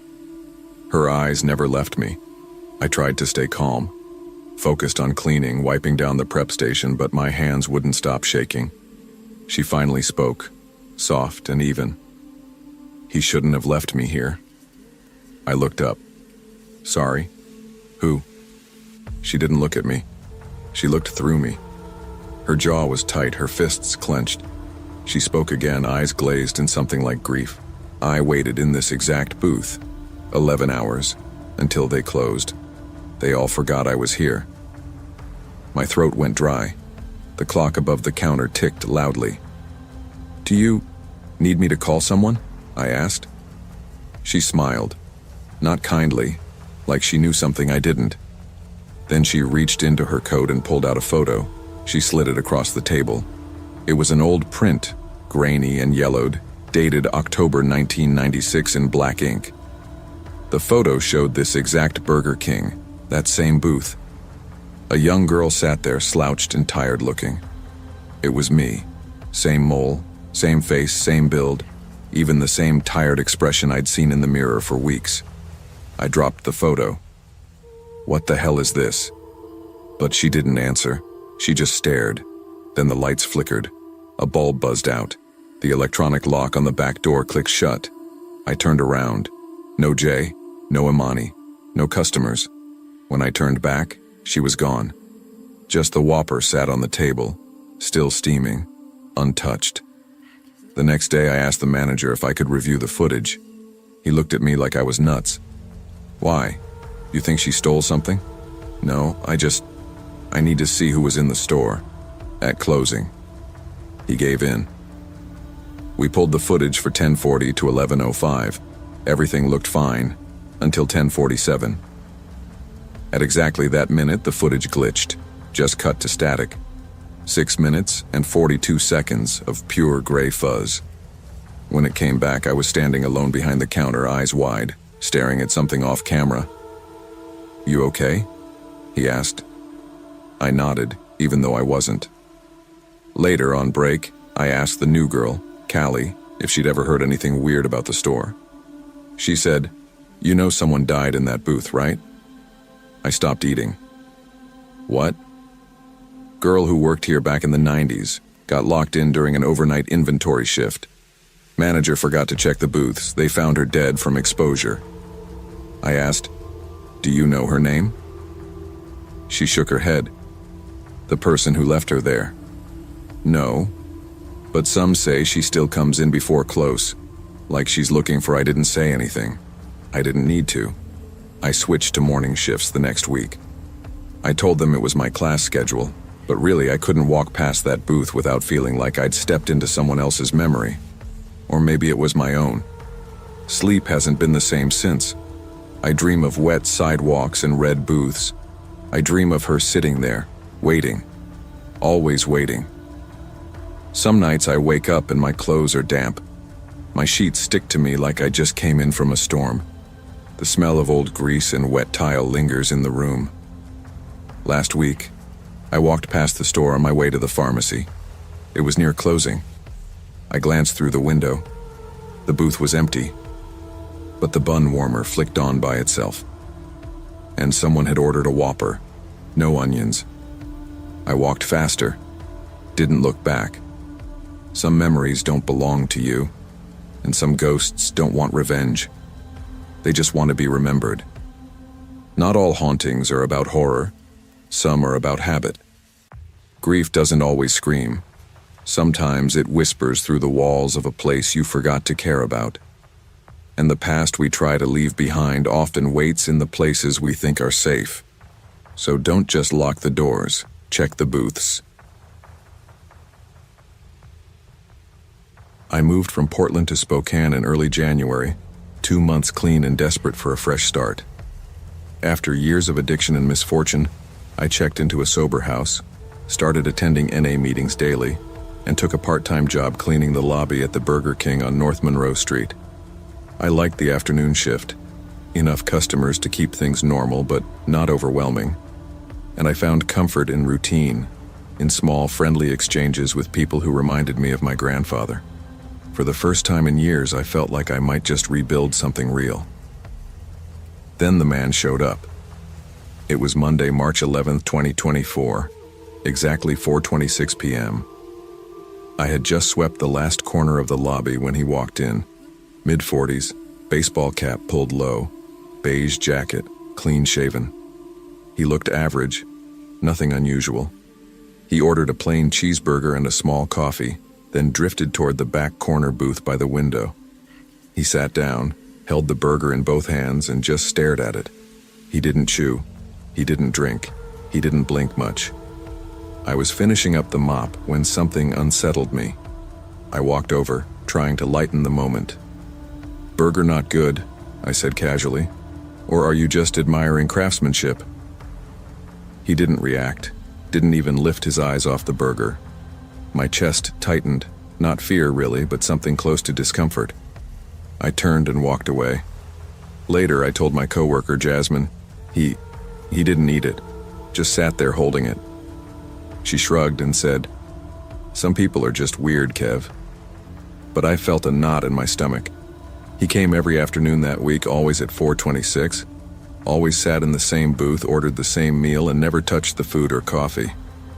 On Thursday, I noticed he didn't throw away the wrapper when he left. His cup was bone dry. I never saw him take a sip. I couldn't ignore it. By Friday, I was determined to figure it out. Friday felt like something shifted in the air. I finished tidying early and stood near the mop closet, pretending to organize cleaning supplies. But really, I was waiting. At 4:26 sharp, he walked in, ordered exactly as before, and sat down. I positioned myself so I could sweep near his booth without drawing attention. Sweat prickled at my neck. He cradled the cheeseburger, so still I could hear the wrapper creak slightly. Then he leaned forward and whispered to it, "She doesn't see me, but I see you. You're the same. You're just pretending not to remember." My breath caught in my chest. I froze mid-sweep. He spoke under his breath, low and urgent. It wasn't a joke, not a performance. It felt conversational, painful. I wanted to speak up, but fear stopped me. I whispered to Jasmine when I turned away. "He's talking to the burger," I said. She looked skeptical. "Maybe he's on a phone call you can't hear." No phone, no blinking. He stared through me like I wasn't real. We called our manager, Sergio, who came to the lobby and said we'd check the cameras after. I wiped sweat from my forehead as I continued sweeping, heart pounding. Sergio paused the feed as soon as it loaded. There was me standing and talking. There was the booth, but it was empty. No man, no burger, no cup. Just empty space. The footage showed me smiling in that direction, nodding, even laughing nervously. I saw it, a man talking to empty air. My stomach twisted. That's impossible," I told Sergio. He exchanged a look with Jasmine and nodded. "Let me check something." Under the booth, taped to the table frame, was a yellowing receipt. Crooked, brittle paper. Date, March 11th, 1998. Name, Calvin Moore. Order, cheeseburger, small coffee. Instantly, each hair on my arm stood up. Calvin Moore had been a Burger King employee who disappeared 26 years ago. His car was found idling in the parking lot, his food untouched on the table. No one ever found him. I left after my shift with hands shaking. That night I lay awake doing research, found local news archives about Calvin Moore's disappearance. There was a brief police inquiry, but eventually it faded away, cold case filed. I stared at the receipt. The same booth position, the same order, the same time. Every 4:26 p.m. Calvin must have sat there whether anyone noticed or not. I stopped taking afternoon shifts after that, Monday, Tuesday. I stuck to mornings. I couldn't be near that booth anymore. But every afternoon I thought about it. That hushed monologue to an untouched burger. Did Calvin exist as a ghost? Or was it something darker, some psychological echo of loss? All I knew, something real had brushed up against me, and I nearly walked away not noticing. I didn't tell my sponsor about it, not at first. I thought he'd think I was cracked, like I was slipping into old paranoia or hallucinations, things that used to haunt me in the thick of withdrawal. But this wasn't that. I was clean. I was grounded. I had proof. I had a date, a name, and a receipt. Still, I switched to mornings. Opened the restaurant with Sergio 3 days in a row, just to be as far from that 426 window as possible. I avoided the booth like it carried static electricity, but I couldn't stop thinking about it, about Calvin, about what he saw in that final hour of his life, if he ever really left. That Saturday, I came in early to cover someone's breakfast shift. After lunch, I stayed a little too long. I told myself I was just cleaning a little more thoroughly, taking pride in the job. Truth was, I wanted to see if he'd come back. Curiosity doesn't always care about your fear. At 4:25 p.m., I stood at the drink station, slowly wiping down a tray. The sun was filtering through the window exactly the way it had before. And then, like clockwork, he came in. Same beige jacket, same worn cap, same flat expression. My hands went cold. He stepped to the register, ordered his usual from the new kid on cash, and made his way to the booth in the back. I stayed frozen. He sat down, opened the wrapper, held the burger in both hands, didn't bite, didn't blink. I backed into the mop closet and shut the door, breathing hard. It wasn't the kind of fear you get when you're in danger. It was deeper. It felt like my body remembered something my mind didn't. A warning I couldn't name. I didn't open the closet until 10 minutes had passed. When I peeked out, he was gone. The booth was empty, nothing on the table, not a crumb. I walked slowly over, but there it was again. The small coffee cup sitting perfectly still, except for the plastic lid. It shifted, just a little, like someone had taken a sip. That night I told my sponsor, Marcus. I laid it all out. I didn't even feel embarrassed. He didn't laugh. He didn't call it crazy. He just listened. Then he said, "You're 2 months clean, Kevin. You're going through a lot. Your mind's looking for structure. Trauma can do that. Find meaning where it doesn't belong." I nodded, but I didn't believe it was just my mind. Marcus was a good guy, but he hadn't seen the security footage. He hadn't seen the receipt. He hadn't heard the whisper. "She doesn't see me, but I see you." That part haunted me. I started replaying it in my head, not like a memory, but like a warning. Like Calvin wasn't just lost, he was stuck, and maybe he thought I was stuck too. I started having dreams. Always the same scene. I'm sweeping the lobby, and the place is empty. No customers, no noise, just the buzzing lights above and the hum of the soda fountain. Sunday morning I didn't go to work. I called out. Jasmine covered my shift. Later that day she texted me, "You're not going to believe this. The guy came again. Same booth. But this time he just stared out the window. Didn't even touch the food." I asked if she got video. She said yes. She sent me a 10-second clip. I opened it. The camera angle was perfect. The booth, the window, the empty space. No man, no food. But just like before, she looked directly at that booth, smiling, shifting her weight like she was nervous. Even did a little wave like she was trying to be polite to a regular. He was never there. But her reaction was, it wasn't just me. The next week I showed up for the afternoon shift again. I didn't tell anyone I was coming in. I just walked through the back entrance around 4:10 p.m. Jasmine gave me a strange look, but didn't ask. I tied my apron, grabbed a mop, and headed to the front, straight toward the booth. I wasn't sure what I was hoping to find. Maybe proof that it was all in my head. Maybe the opposite. But whatever it was, I needed to see it with my own eyes one more time.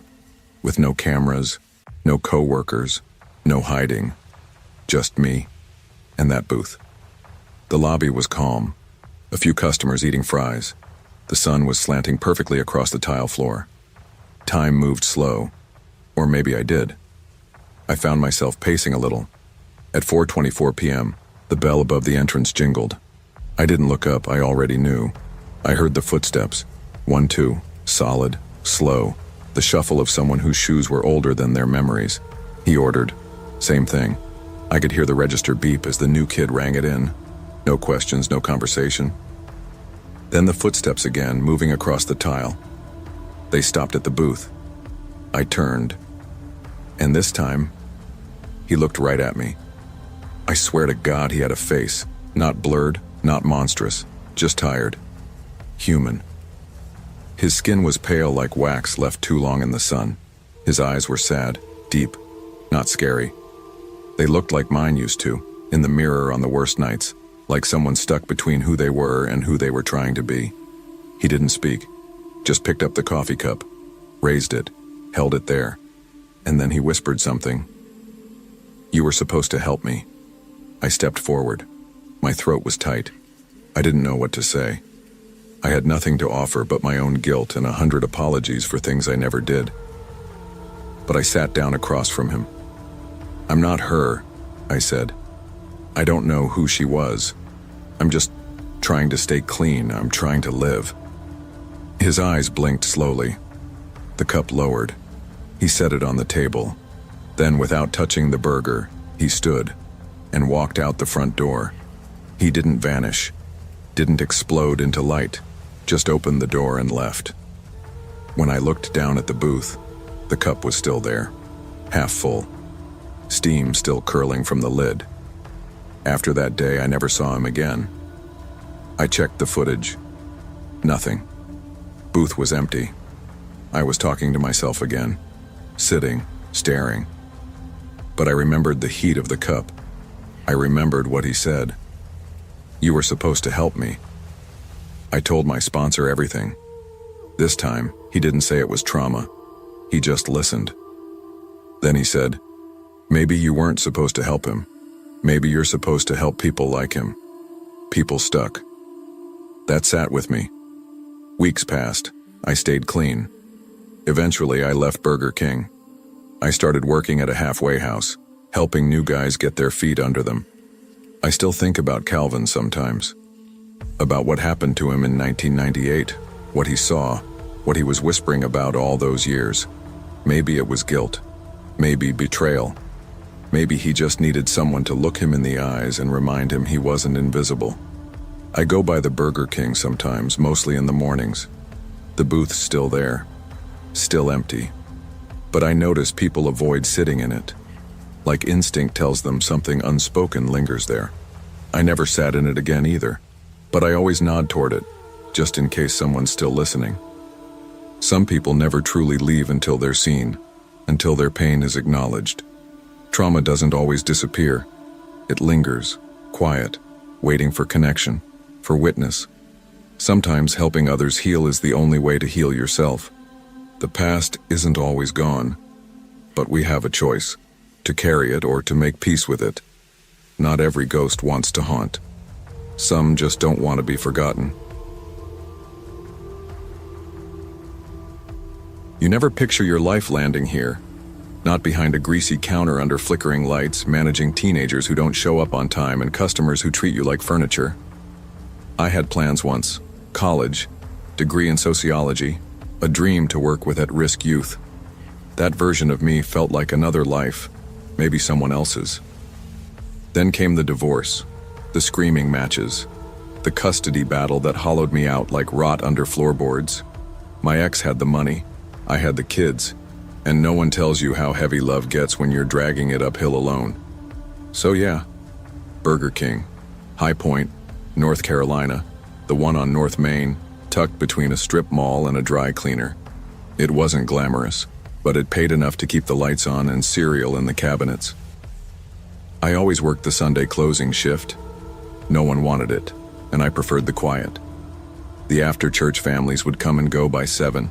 and the place would settle into a silence I found strangely peaceful, predictable, until that one Sunday in September. It was exactly 6:58 p.m. I remember the clock because I was counting down until lockup. That's when I saw him. A little boy, couldn't have been more than 8 or 9, sitting alone at a booth by the indoor play area. He wore a yellow jacket, the kind you only see in thrift stores, with a tear near the left sleeve.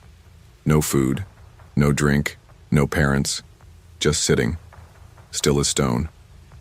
I approached slowly, keeping my voice soft. "Hey, sweetheart, are your parents here?" He didn't flinch, just turned his head slightly.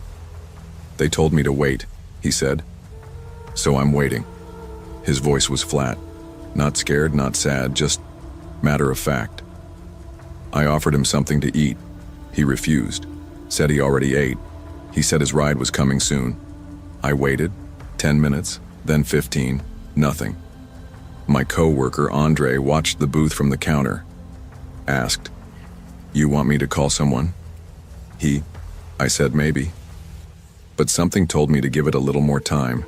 Maybe the parents were late, stuck in traffic. Maybe they'd come racing through the doors any second, full of apologies. When 30 minutes passed and no one came, I walked back toward the booth to tell him we were going to call the police. But he was gone. Not a sound. Not a door chime. No footsteps. No bathroom flush. Just gone. Andre and I checked every inch of that store. The bathrooms, the kitchen, the play area. I even ran out into the parking lot like a lunatic, scanning for a kid in yellow, heart pounding. Nothing. When we checked the security cameras, I expected to see something that made sense. A kid walking in, sitting, leaving when no one was looking. Instead, there was nothing. No sign of him ever entering, no footage of him sitting at the booth, just dead space. And yet, there I was, on screen, talking to thin air, smiling, kneeling like I was talking to a child, even laughing once nervously. Andre watched the footage 3 times, quiet. Then he said, "I saw him too. We didn't tell anyone else. Who would believe us?" The next Sunday, I made a note of the time, told myself I was being paranoid. 6:58 p.m. came and went. Nothing. But the Sunday after that, he came again. Same jacket, same booth, same stillness. I didn't talk to him this time. I just watched from the counter. The air around him felt heavier, like the space itself bent slightly, warping the calm. 20 minutes later, he was gone. Not vanished, just no longer there. The pattern continued, every week, always at the same time. And no matter what angle the cameras caught, he never appeared. But we did, reacting, watching, talking to what looked like no one. I started coming in early on Sundays just to be sure. I didn't know why. Maybe part of me thought he was real. Maybe part of me already knew he wasn't. The 4th Sunday, I decided to speak to him again. I sat across from him this time. My hands trembled, but I kept my voice steady. "Who are you waiting for, sweetie?" He looked up, really looked. His eyes were dark and calm, like someone too old for their body. "My mom worked here," he said. "She was supposed to take me home, but she never did." I swallowed hard. "What's your name?" He didn't answer, just tilted his head. "I think she forgot," he whispered. "They locked the doors. She never came back." Something in me twisted. I wanted to reach out, to tell him it wasn't his fault, that he wasn't forgotten. But before I could say anything else, he stood, turned toward the playroom and walked inside. I followed.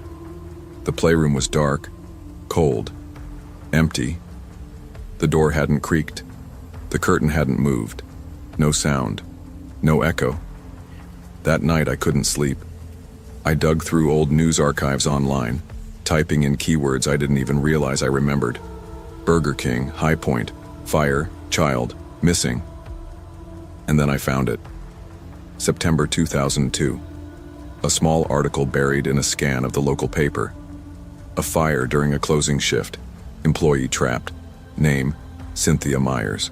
Died of smoke inhalation after rushing back in to find her son. but he'd already made it outside. A bystander found him sitting on the curb, in a yellow jacket. His name was Tyler. I don't know why I needed to know. Maybe I thought naming him would make it real. Give him weight. Proof. Tyler Myers, 8 years old, survived the fire, went into foster care, adopted a year later, killed in a car accident not far from Asheville, 2003. It was too much. 2 lives shattered, both circling each other in time, unaware. A mother dying to save a son who wasn't inside. A boy waiting for a mother who'd already passed. That's what broke me. Not the horror, the tragedy. He wasn't haunting us out of anger. He wasn't even seeking revenge. He was just waiting. Every Sunday at 6:58 p.m., still waiting for a ride that never came. That week I handed my Sunday shift to Andre. Permanently. I told him it was personal. He didn't ask questions. I bought a small yellow jacket from a thrift shop. Similar style. Same kind of tear in the sleeve. I folded it gently and put it in the lost and found bin behind the counter. No one's claimed it. But I like knowing it's there. It's been months. Sometimes, when I close up late on weeknights, I find myself glancing toward the playroom, expecting that small, quiet presence. But he never shows on any day but Sunday. I've stopped trying to explain it. Not everything can be untangled. Some pain just lingers. But there's a comfort in knowing I saw him, that I believed him, because I think that's all he ever wanted, to be seen, to not be left behind again. Sometimes I wonder if Cynthia is still out there too, trapped like him, searching, fading. But I hope, wherever she is, maybe someday she'll find him. Maybe Sunday after Sunday she's getting closer. Until then, I'll keep the jacket folded, just in case. Not all ghosts need exercising. Some just need a place to wait. Grief doesn't follow logic. It haunts in silence, in forgotten corners, in the space between what was and what could have been. Not every presence is malevolent. Sometimes it's just love that never had a place to land. We must remember to see those who are quiet, especially the ones waiting. Sometimes closure isn't a door slammed shut.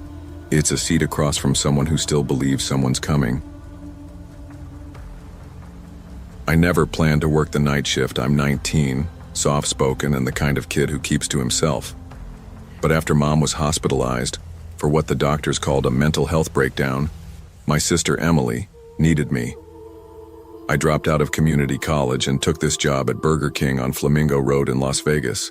The graveyard shift, cleaning, prepping orders, taking drive-through. My manager, Carla, was okay with me listening to true crime podcasts in one ear while I worked, so long as I stayed efficient and out of sight. It wasn't glamorous, but it paid rent and allowed me to check on Emily. On Saturday, May 4th, 2024, I signed in at 11 p.m. The store was understaffed. Carla had stepped out for a smoke. The fry cook had clocked out early and the DH had sent someone home sick. It was quiet until about 11:30 p.m., when a few drunk customers rolled through, their laughter echoing off concrete walls. After they left, I flicked off the fluorescent lights over the dining area and stayed near the drive-through window, headphones in, podcast playing low. At 11:36 p.m., I heard a soft thump. The speaker key clicked on, and saw it roll up, a black SUV, no headlights, no engine noise. It glided up to the mic. I leaned in and said, "Welcome to Burger King. May I take your order?" Static. No one said a word. Then a voice, a whisper. "I know you're in there alone, Justin." I froze. My chest felt numb. I yanked one earbud out. Must be a prank, I thought. People do stranger things. Must be someone messing around, recording for laughs. I forced a nervous laugh to myself, tried to play it off. Then the SUV slid forward toward the window. I unlocked it and opened it. No plate, tinted windows, no interior light. The rear passenger window rolled down exactly 1 inch. A camcorder lens poked out, aimed at me. My voice cracked. "Is this some kind of joke?" No answer, just the camera staring. I stumbled back, tried my headset again. Dead. The line to the manager was silent. I looked up. The SUV had vanished. No sound, no tire marks, no engine. Just disappeared. The lot was empty. I waited 5 minutes, called 911 on my cell. The cops came, said it was likely a stolen car or prank. Maybe YouTube kids looking for a scare. I left around midnight shaking and told Emily I was okay. I wasn't. I thought it was a one-time thing. A reckless stunt someone pulled on a board Saturday night. I told Carla the next morning. She nodded sympathetically but didn't believe much. Probably kids messing with your order, she said. Don't let it get to you. But I couldn't shake it. The following weekend I clocked in at 11 p.m. Same routine. Voice in my ear. Podcast. Head down at the prep table. I didn't mention the previous incident. Only me, the orders, silence. Then at 11:36 p.m., exactly. I heard the soft thump of the speaker box. I looked up. Nothing. I waited. 10 seconds later, the black SUV glided up. Again, no lights, no noise. Rolled to the speaker. Speaker clicked. I said, "Welcome to Burger King." Static. Then the voice whispered, "Still alone, Justin." My blood ran cold. I didn't respond. I tried to look through the side mirror, but you can't see inside that tinted window. Then the rear window edged down 1 inch. That camcorder lens glinted in the lot lights, just focused on me. I stood frozen. This time I fumbled for my phone to record, but there was nothing behind the window when I glanced back. I tried to film after the car vanished, but my video showed only empty pavement and the dark drive-through. No SUV, no camera, just darkness and silence. I took a deep breath, called Carla. She came back in, fussed me to take a break. I told her I felt sick. She patted my shoulder and said, "We'll cover you next week." I didn't want to come back, but I did. Because rent, because Emily, because I didn't have other options. Then they started appearing. Instagram burner messages, no followers, all accounts created that week. Each message, "You didn't see it yet, but we see you." They began around the same time after the second appearance. I changed my number, but new burner accounts kept messaging the same message. Anonymous. Cold. I started staying extra late after closing to check the camera playback. Nothing. No SUV, no voice, no camcorder eye. Just me talking to empty space asking, "Is anyone there?" My reflection caught in the window looked small and scared. By the third Saturday, I forced myself to record everything. Rear-facing GoPro pointing out into the lot. My phone recording the window. I wore a name tag and stood as still as possible. At 11:36 p.m., the speaker clicked. I said, "First window, drive-through. May I take your order?" I waited. No answer. Then it arrived. SUV glided up. No engine sound. No lights. Rolled to the window. The rear window edged down. But this time, the GoPro caught something. Not the SUV itself, but a shadow, darker than the night, flickering around the edge of frame. I pressed record on my phone too.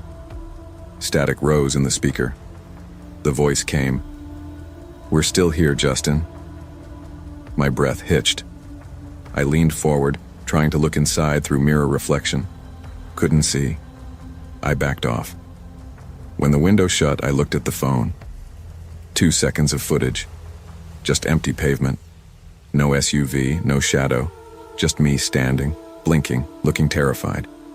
I tried to show Carla. She frowned. "That's just camera glitch," she said. "Business. People prank. Clean your station. Don't stress. But it wasn't normal. It wasn't prank normal. I started sleeping in the day, waking at night. Heart racing every time I passed a black SUV in parking lots. I stopped watching true crime.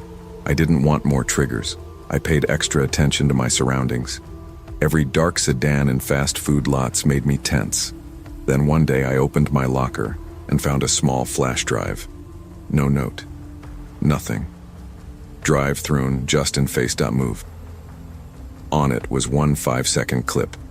Me, from inside the drive-through window looking terrified. You see the speaker, the edge of the counter, my eyes wide. I hold my breath.